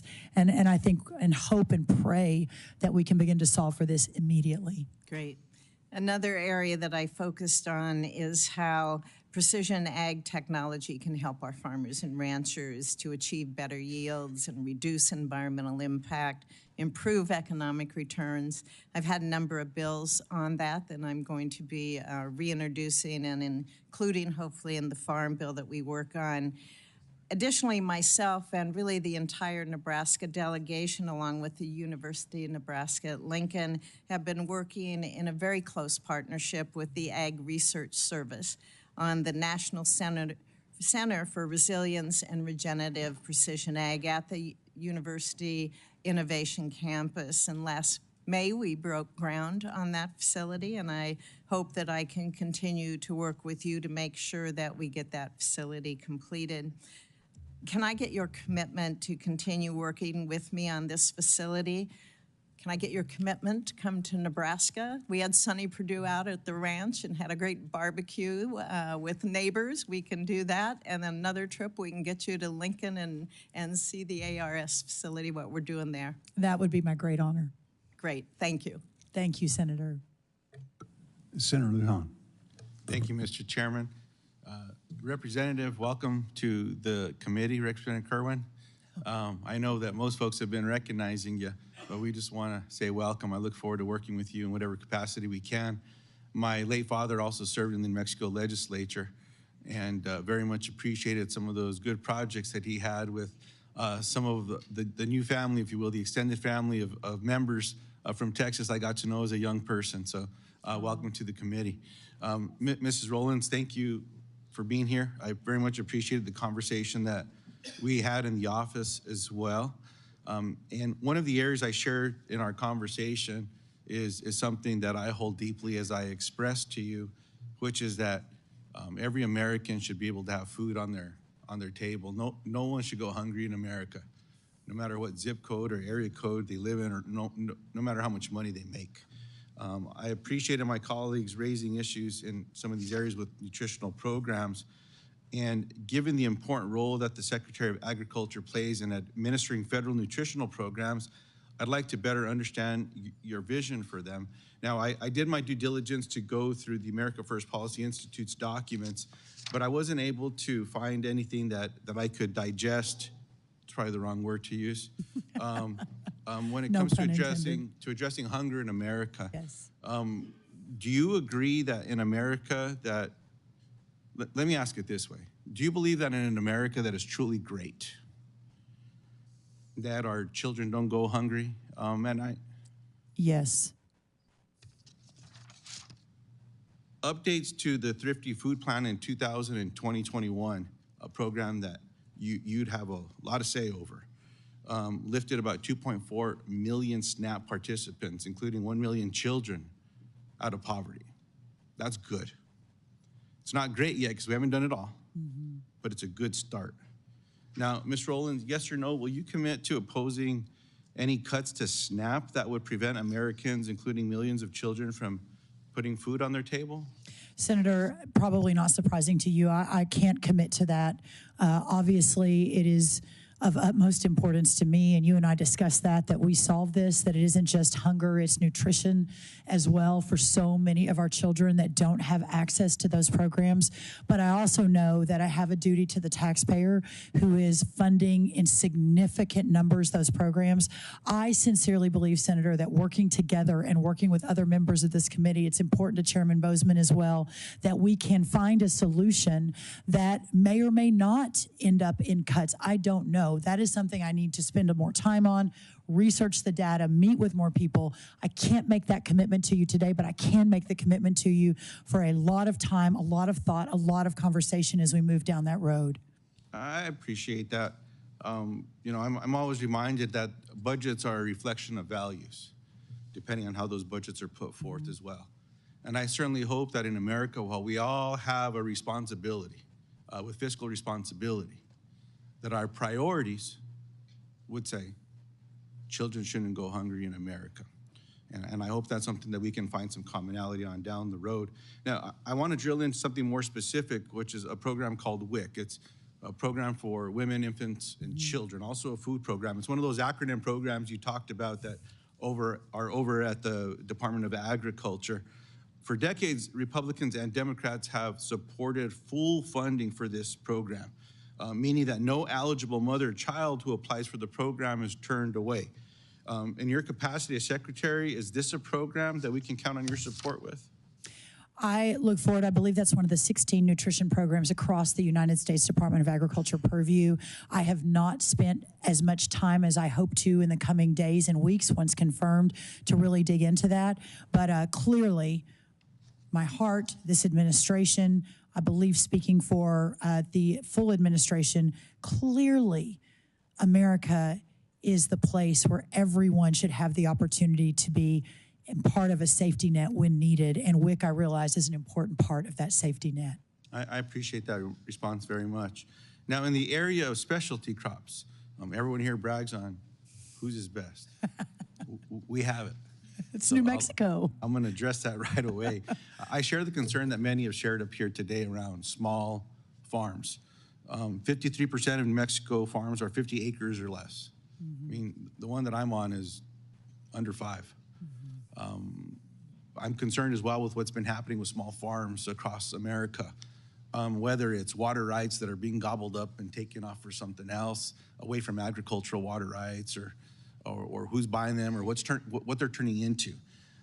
It's one of the reasons I introduced a piece of legislation with Senator Moran that's a Farmer-to-Farmer Education Act. I will never forget a conversation I had with a grower back home where I was asking about USDA programs years back, and he said, well, we don't do so well qualifying for those programs and all the rest. And I said, well, you're doing okay. You're doing better than most. Tell me how. And he said, I had to learn how to farm USDA. Yeah. Maybe that works for some, but not for all. Yeah. I agree with everyone that's talked about the red tape that exists for some of these programs. We've got to find a better way. These are people that are spending time producing food, growing food. They shouldn't be stuck behind a desk trying to figure out what document needs to go here, what document needs to go there. We've got to find a better way. So I appreciate your commitment already in that particular area and your commitment to work with small farms. The other area that I raised in our meeting, and I actually just got off the phone with someone, so I apologize for excusing myself, but the Hermit's Peak Calf Canyon fire. This is a fire that started a few years ago that became the largest fire in the state of New Mexico's history. What surprises a lot of folks, and I appreciate my Republican and Democratic colleagues here for supporting me and helping to create a fund specific for this fire. Right. This fire started as a prescribed burn. My brother actually called in to try to burn our ditches and some things around our house. And you have to call the local fire department, is the way our permit works. And you call them up and you say, can I burn today? And they'll tell you, nope, no burning today. He got a no burn the day that they started this prescribed burn. Got out of control. So then I got told by folks around USDA, well, very few percentage of our fires, prescribed fires, turn into big burns. About 2 months later, guess what happened in New Mexico? Yeah. We had another one. It's And then there was an investigation. And then that investigation showed that rather than using the infrared technology that we've all helped fund, some folks put their hands on the deal. And it didn't feel warm. And they walked away. And the winds kicked up. And we know what happens when a little coal gets a little bit of a breeze. Sometimes we do it ourselves, give it a little breath. There's got to be a better way about ensuring that the technology that we can secure, the firefighters are going to get paid properly, but that we're going to follow this so that this does not happen anywhere in America again. And I'll close with this, Mr. Chairman. I very much appreciate, Mrs. Rollins, your commitment to working with Governor Nome or with FEMA and making sure when these programs exist that money gets out the door to the families that need it most. So just thank you for that. Good luck with everything. And again, Representative, honored to have you here today. Thank you, Mr. Chairman. Thank you, Senator. Senator Moran. Mr. Chairman, I would defer to the senator from South Dakota, the majority leader. Otherwise, I will feel too much pressure to be brief. Well, they told me that the majority leader was here, and it is customary that he goes, but he was trying to show his servant leadership and let you go. Well, I was trying to do the same thing, and I defer and yield to the senator from South Dakota. Okay, Senator Thune, and I think it's a real tribute. Senator Thune right now is a busy person, Yes. trying to get the railroad going here and doing a lot of different things, but it just shows how important agriculture is, not only to him, but to his state. Yeah, Moran's just trying to get one up on me here, you know that. But thank you, Mr. Chairman, and thank you, Ms. Rollins, for willingness to serve. This issue is incredibly important, as you already know, to the folks on this committee. It's the #1 industry in our state of South Dakota. And so we know you're going to be great in this job and look forward to moving you along and getting you confirmed and off to work. There are several things that need to be worked on. We have a record trade deficit in agriculture, which we've never seen that before. It's been one area of our economy that we've always had trade surpluses. The emergency relief program has not worked well. There have been a lot of glitches that need to be smoothed out. We want you to jump on that one as well. And I would say among the issues that I want to touch on quickly, and you've been here forever, and we want to, so I'll try and keep this brief so my colleague from Kansas can ask questions. But I want to touch on a couple of things that are really important in my home state. As you know, I've been a longtime supporter of mandatory country of origin labeling for beef products.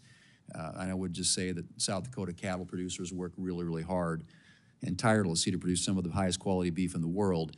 The system in which producers operate needs to be fair and transparent, which is, I think it's critical that we take the steps to pass legislation tasking USDA and USTR to find a path forward on mandatory country of origin labeling. So if confirmed, will you commit to working closely with my office as well as with the U.S. Trade Rep to ensure a WTO compliant path forward for mandatory country of origin labeling? Yes, sir. I look forward to that, and hopefully I can be a value add and a consensus-driven approach to that. And I really appreciate your leadership and passion for this. Thank you. Appreciate that very much. We'll look forward to that. As you know, the Black Hills is an important timber producer, and timber processors and communities depend upon the Forest Service for nearly 80% of their raw material. And in turn, the Forest Service depends on the capacity of the processors to care for and manage the forest. And I know this has been touched on already, but I want to talk specifically about the Black Hills. Since 2019, the timber sale program on the Black Hills Forest has been cut drastically. In fact, sales announced for this fiscal year are approximately 25% of what is allowed for in the current forest plan. In 2021, one of the 3 primary sawmills in the Black Hills closed, citing a lack of U.S. Forest Service timber sales as the primary factor.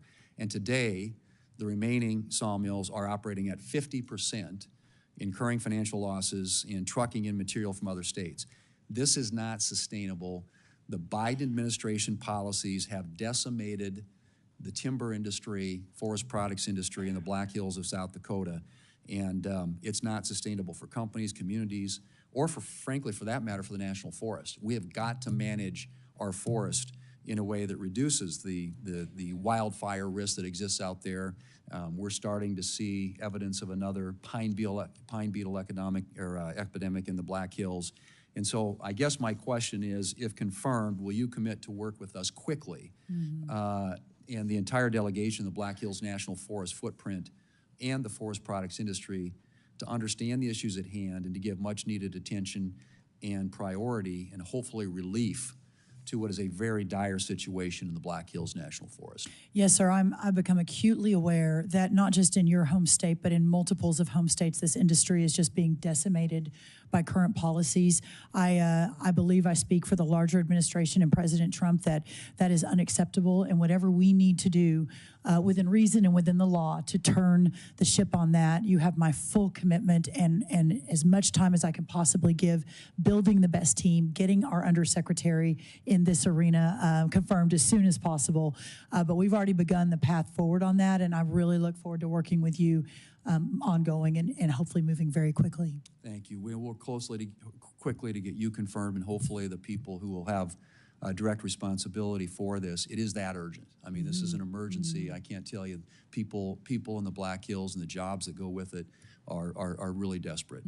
All right, finally, on the beginning farmers, it's challenging, I think, as you know, because of some of the barriers to entry to get into agriculture. And so making that easier, not harder, and less expensive, not more expensive, is something that we've really focused on. I've got a bill with Senator Klobuchar, which we can talk to you later about. But crop insurance has always been the foundation, the cornerstone of the safety net, and we've got other programs that we try to refine each time we do a farm bill. And this farm bill, which the chairman will lead us through, will be my 5th. And so as we do that, I would encourage you to work with us to find ways to strengthen and fortify the existing safety net programs and look at ways that we can provide incentives and encourage beginning farmers and young people who desire and aspire to become involved in production agriculture to be able to do so. Sir, I so thank you for that. The average age of the farmer in America is 58 years old. That is not sustainable. If we hope to revivify and restore our rural communities and go back to our family farms, we have to address this immediately. And whatever that looks like, whatever all of the wholesale approach could be or should be, I will be the biggest advocate, the biggest cheerleader. I'll be in the White House all the time talking about it, all across America, working with all of you to fix that. I think it's of dire importance for the future of our country. Great. Thank you, Ms. Rollins, and thank you again for your willingness to serve. Mr. Chairman, thank you. Thank you so much, Senator. Well, we're still on the first round.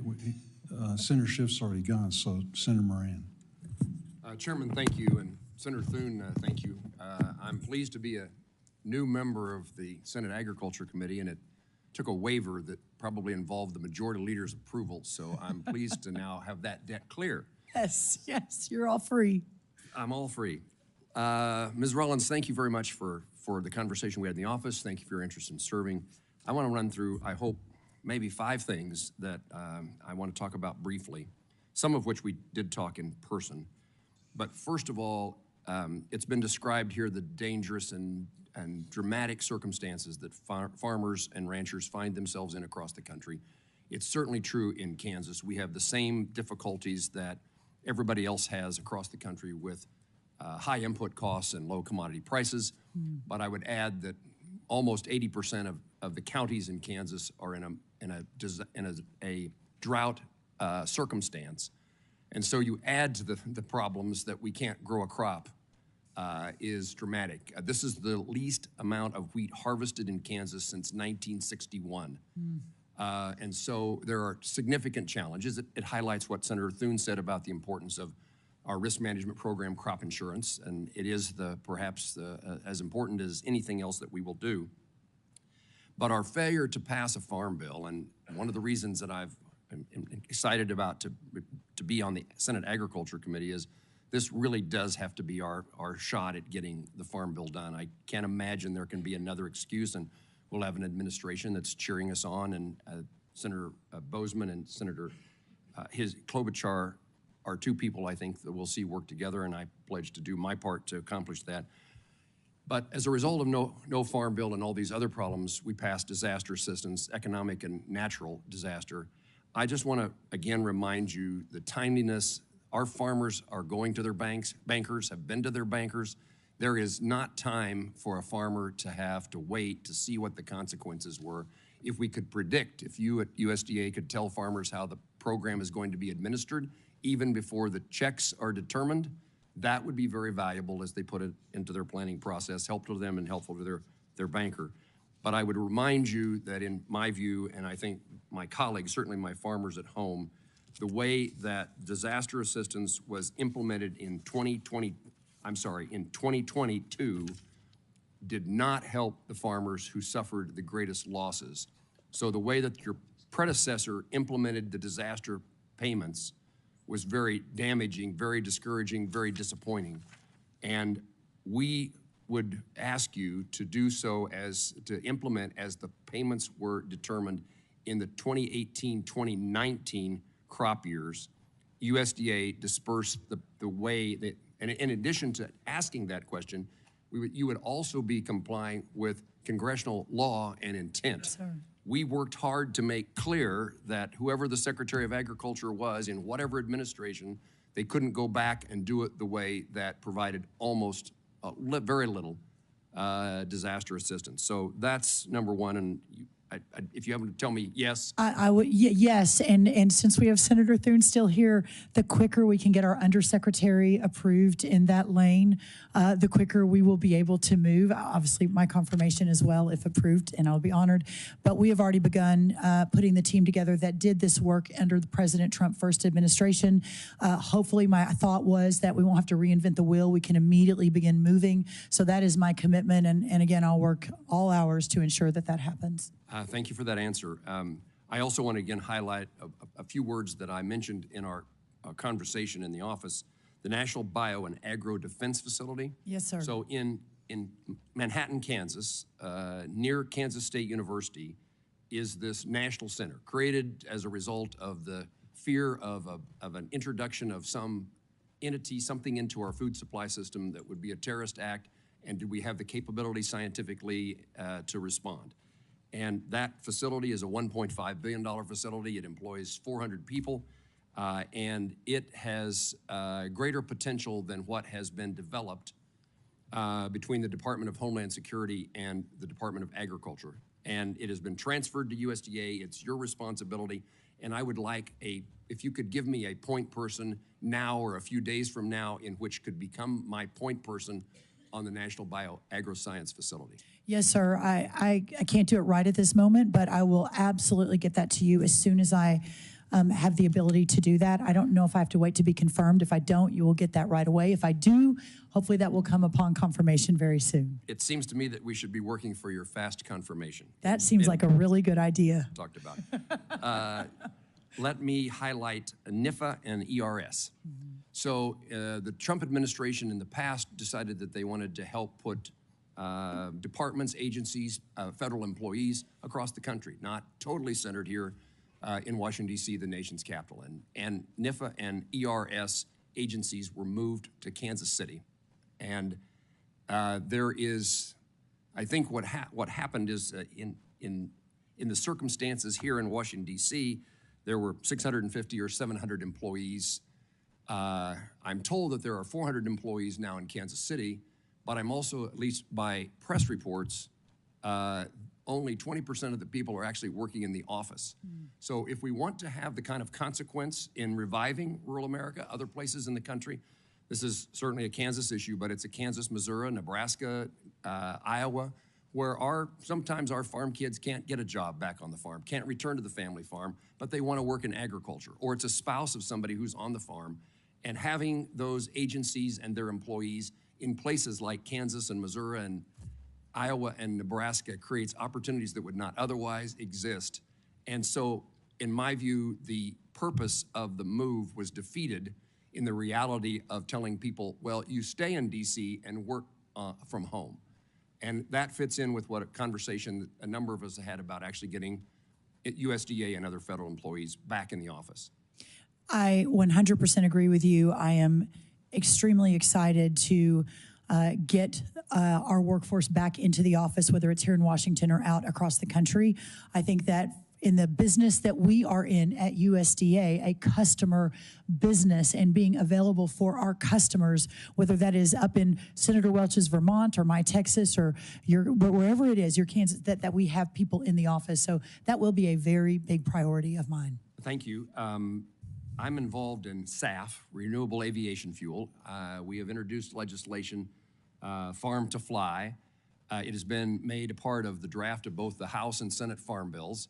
And I would just ask your awareness that there is an opportunity for agriculture across the country as we begin to fuel the aviation industry.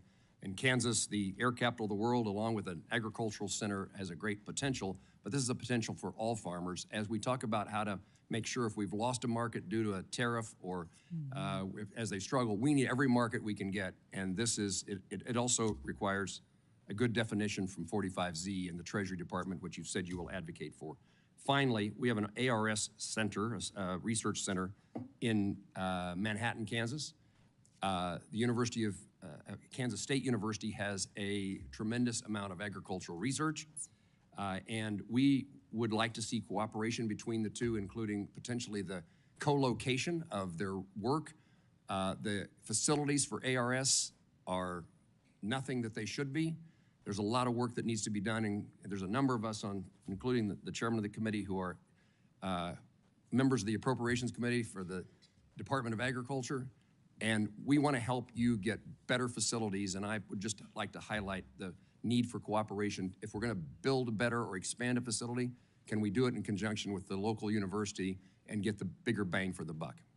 I encourage that discussion, obviously, as a proud agriculture degree from Texas A&M, and I'm still very close to the leadership there. In fact, our vice chancellor was hoping to be here today, but ended up having to give a speech to some livestock producers.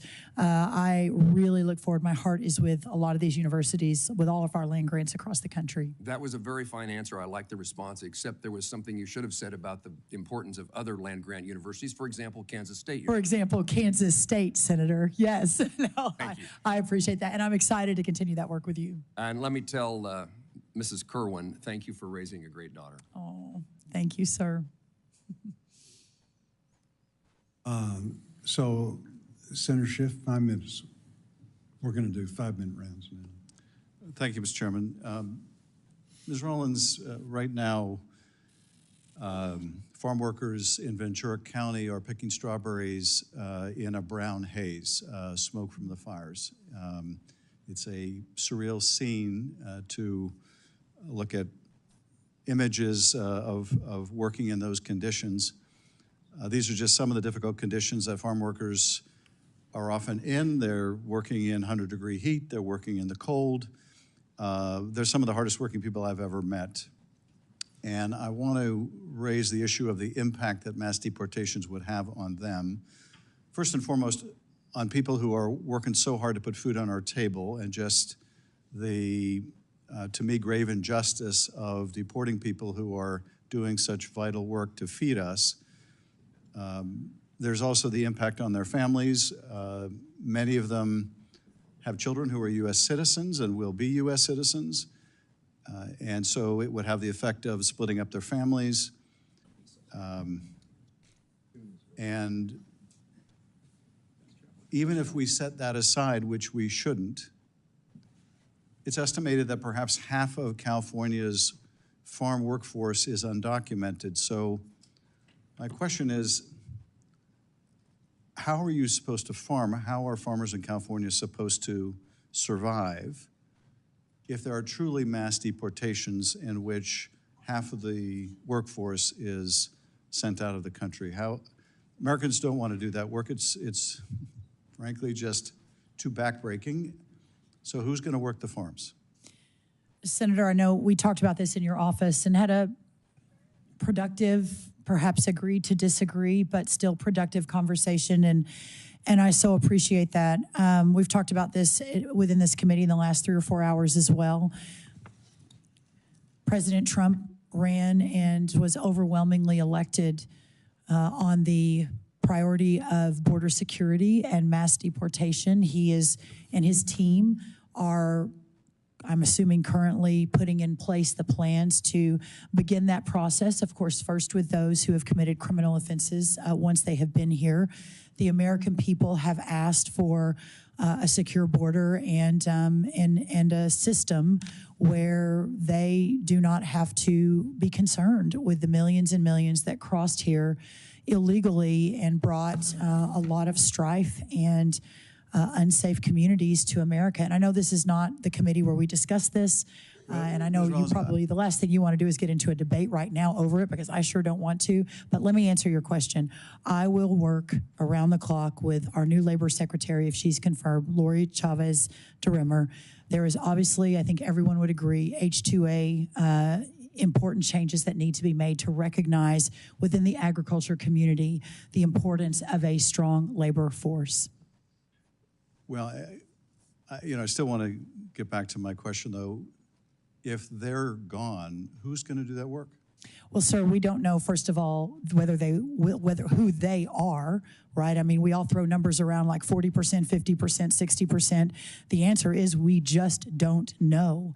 And as these processes and programs are being implemented under this new administration with the full support of the majority of Americans, I think that we, as the leaders in agriculture, myself as the leader at USDA, you on this committee, along with others on the committee, that we will work together to understand and hopefully solve for some of these problems. The dairy cattle have to be milked, but if we've got a mass deportation program underway, then there's a lot of work that we need to do through the Labor Department with Lori Chavez DeRimmer, who's also an ag person, and working with Congress to solve for a lot of this through our current programs, our current labor programs that are already on the books.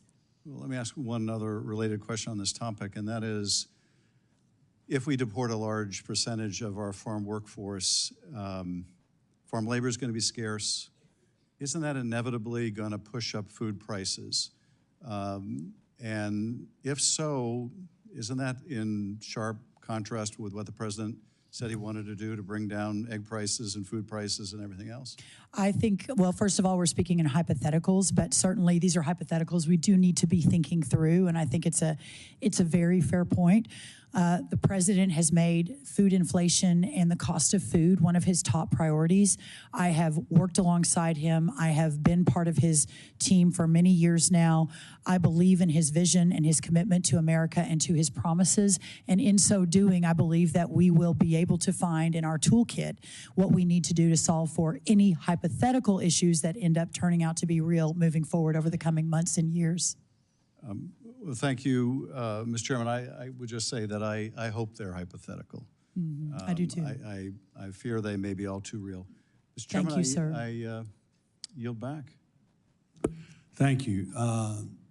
Senator Klobuchar is supposedly on the way, so I'm going to ask one question. Yes, sir. And you're welcome to answer it. And then if any thoughts that you have as you close.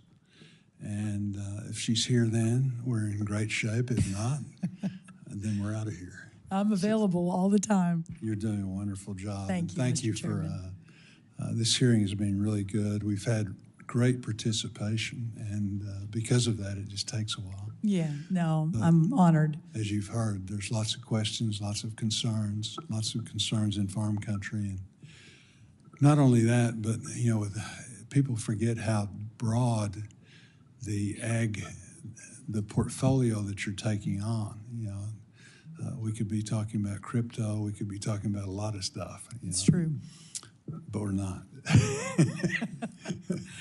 But let me just ask you one thing about that I don't think has come up is the fact that America's producers depend on USDA's voluntary, locally led conservation programs and conservation technical assistance to implement the most effective conservation practices that meet their operations' unique resource concerns. Unfortunately, in recent years, the focus has identified a lot of other things that may be a top-down approach of pushing, prioritizing carbon sequestration, related activities over water quality, erosion control, and drought mitigation.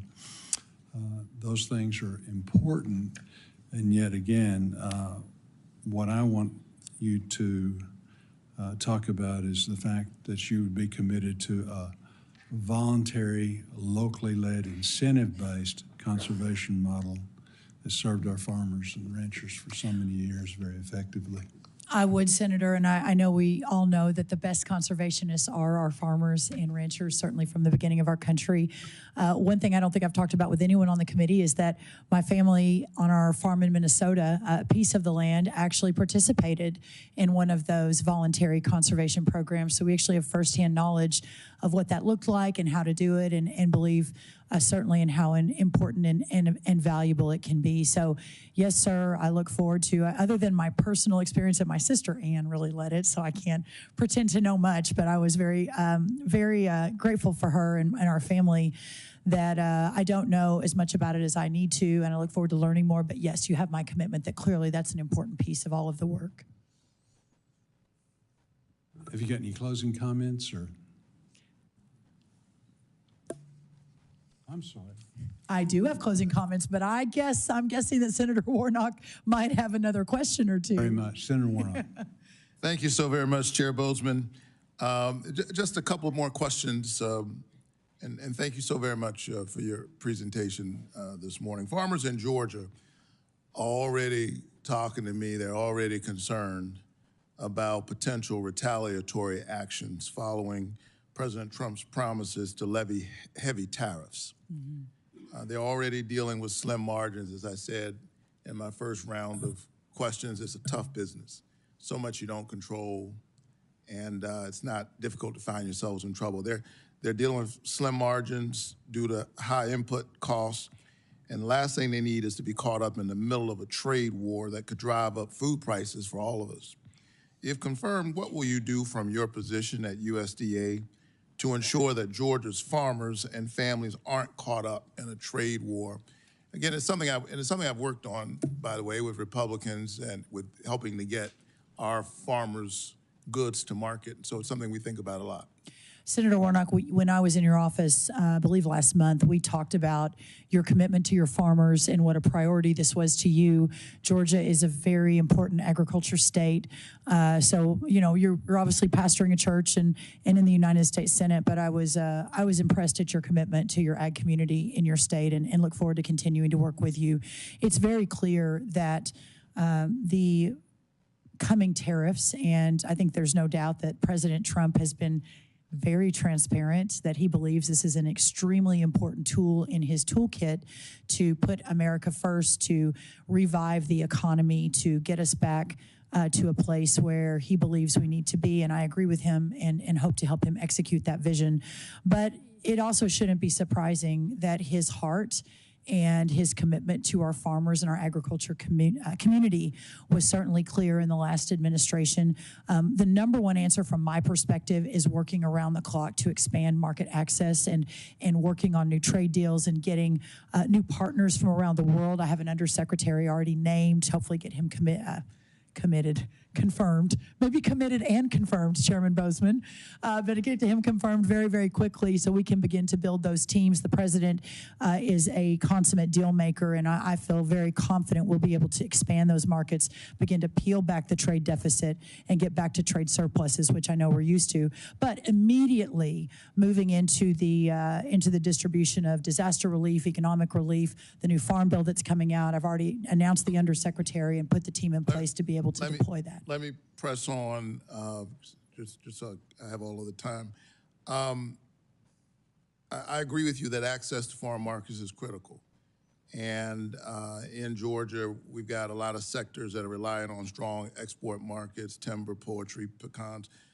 Are you concerned that isolationist trade practices may harm our farmers' ability to access these foreign markets? I have full confidence in President Trump's ability to lead us on this, and hopefully he and many of you have confidence in my ability to help from the ag perspective. All right. I look forward to continuing to engage you on this if you're confirmed. Absolutely. USDA has a long documented and unfortunate history of racial discrimination, even recent history. I was proud to have secured funding in the Inflation Reduction Act to provide financial assistance to farmers who had previously experienced discrimination at the hands of their USDA farm lending programs. This was a meaningful step in rebuilding trust. However, USDA still has a lot of work to do, and this will only be more difficult following the new administration's executive order aimed at rolling back all of this progress. I was proud Congress passed my legislation in 2021 to require USDA to create an equity commission. And the commission's final report provides an excellent roadmap for continuing this work. Chair Bozeman, without objection, I would like to enter the USDA's 2024 equity report into the record. Thank you so much. When we met last month, you promised to read the equity report. Have you gotten a chance to read it yet? 90 pages and 66 recommendations. Yes, sir. Now, that has been about a little over a month ago, so please don't ask me to quote page 66, but yes. I'm glad you got a chance to read it. I understand it's been removed from the website or there's not access to it. I'm glad you got a chance to read it. Will you seriously consider the recommendations of the Equity Commission's report if you're confirmed? Senator, let me answer this way. I was really appreciative of the conversation. For me, more knowledge is always best.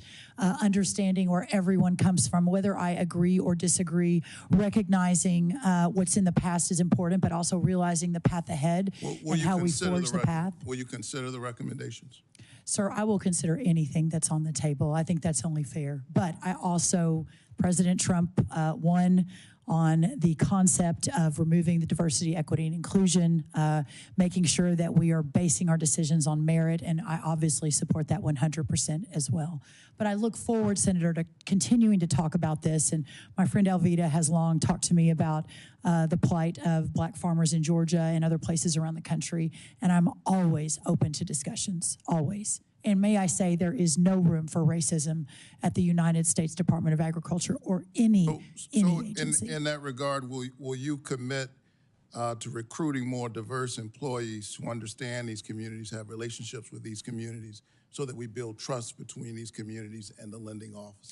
Sir, my commitment is to recruit the best workforce in the history of the United States Department of Agriculture, period, full stop. I believe that will include many members of all different corners of our country.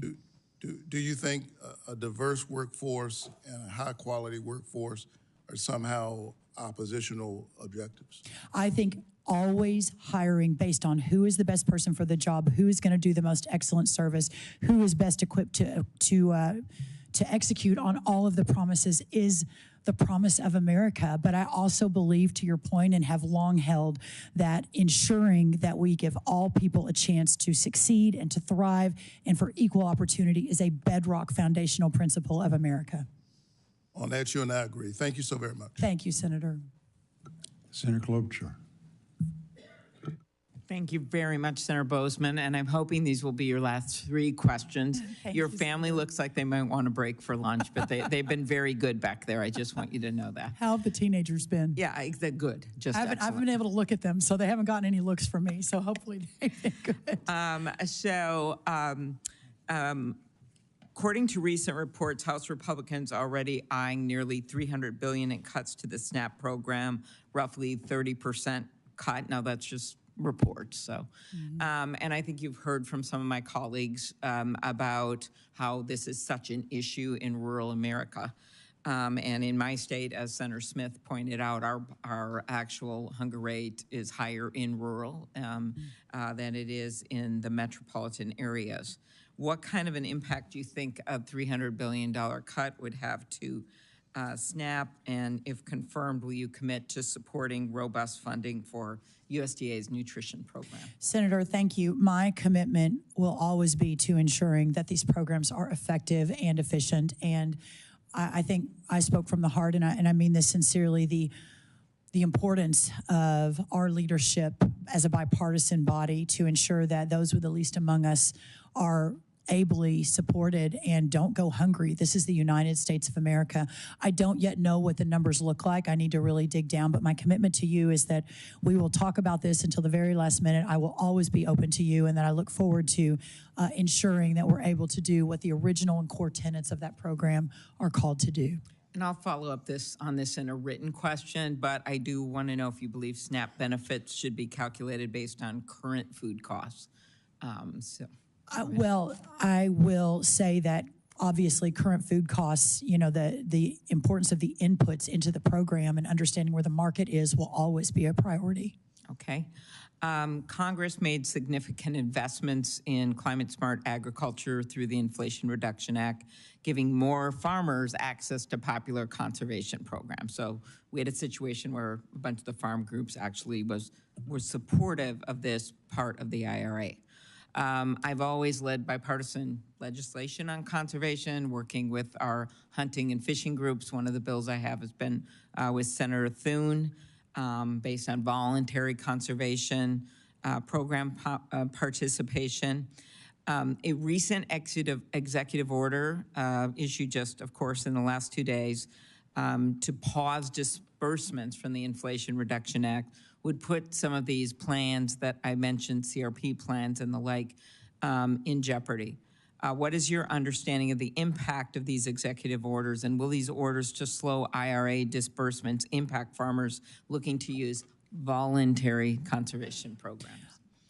My commitment is to obviously understand exactly what the target and the goal of that executive order is. I have not been read in on that yet, but I will be. And then ensuring that that aligns with what is stated in that executive order. Again, the President Trump and our administration's heart is with the rural communities and the agriculture communities, and ensuring that there's full understanding and data to support what this will do. Of course, not surprisingly, Senator Klobuchar, I think the president has been very clear on his priorities on climate programs and whether taxpayer dollars should be supporting those. So the robust conversation I think that we will have is to follow, and I look forward to that. And you have my commitment that I'm always available to discuss that and to represent ag interests where appropriate in those discussions with the White House. Okay, thank you. And also just wanted to thank you for your commitment to the next generation of farmers and ranchers. As you know, the average age is, well, not quite as old as the U.S. Senate, but it has been creeping up, and we need new people to go into agriculture. And I hope just with your background and your FAA involvement and the like, I think that would be among your many priorities, would be a really smart thing to go around and talk about. And I know there's plenty of people on our side of the aisle that would join you in that focus. So thank you. Thank you, Senator. I want to thank Mrs. Rollins for appearing before the committee today, and also like to thank Ranking Member Klobuchar and all the members of the committee for the great participation that we had today. The Ranking Member and I have agreed that questions for the record are due by 6 p.m. tomorrow. This concludes today's hearing. Thank you so much. Thank you. What an honor to be here. Thank you. Thank you.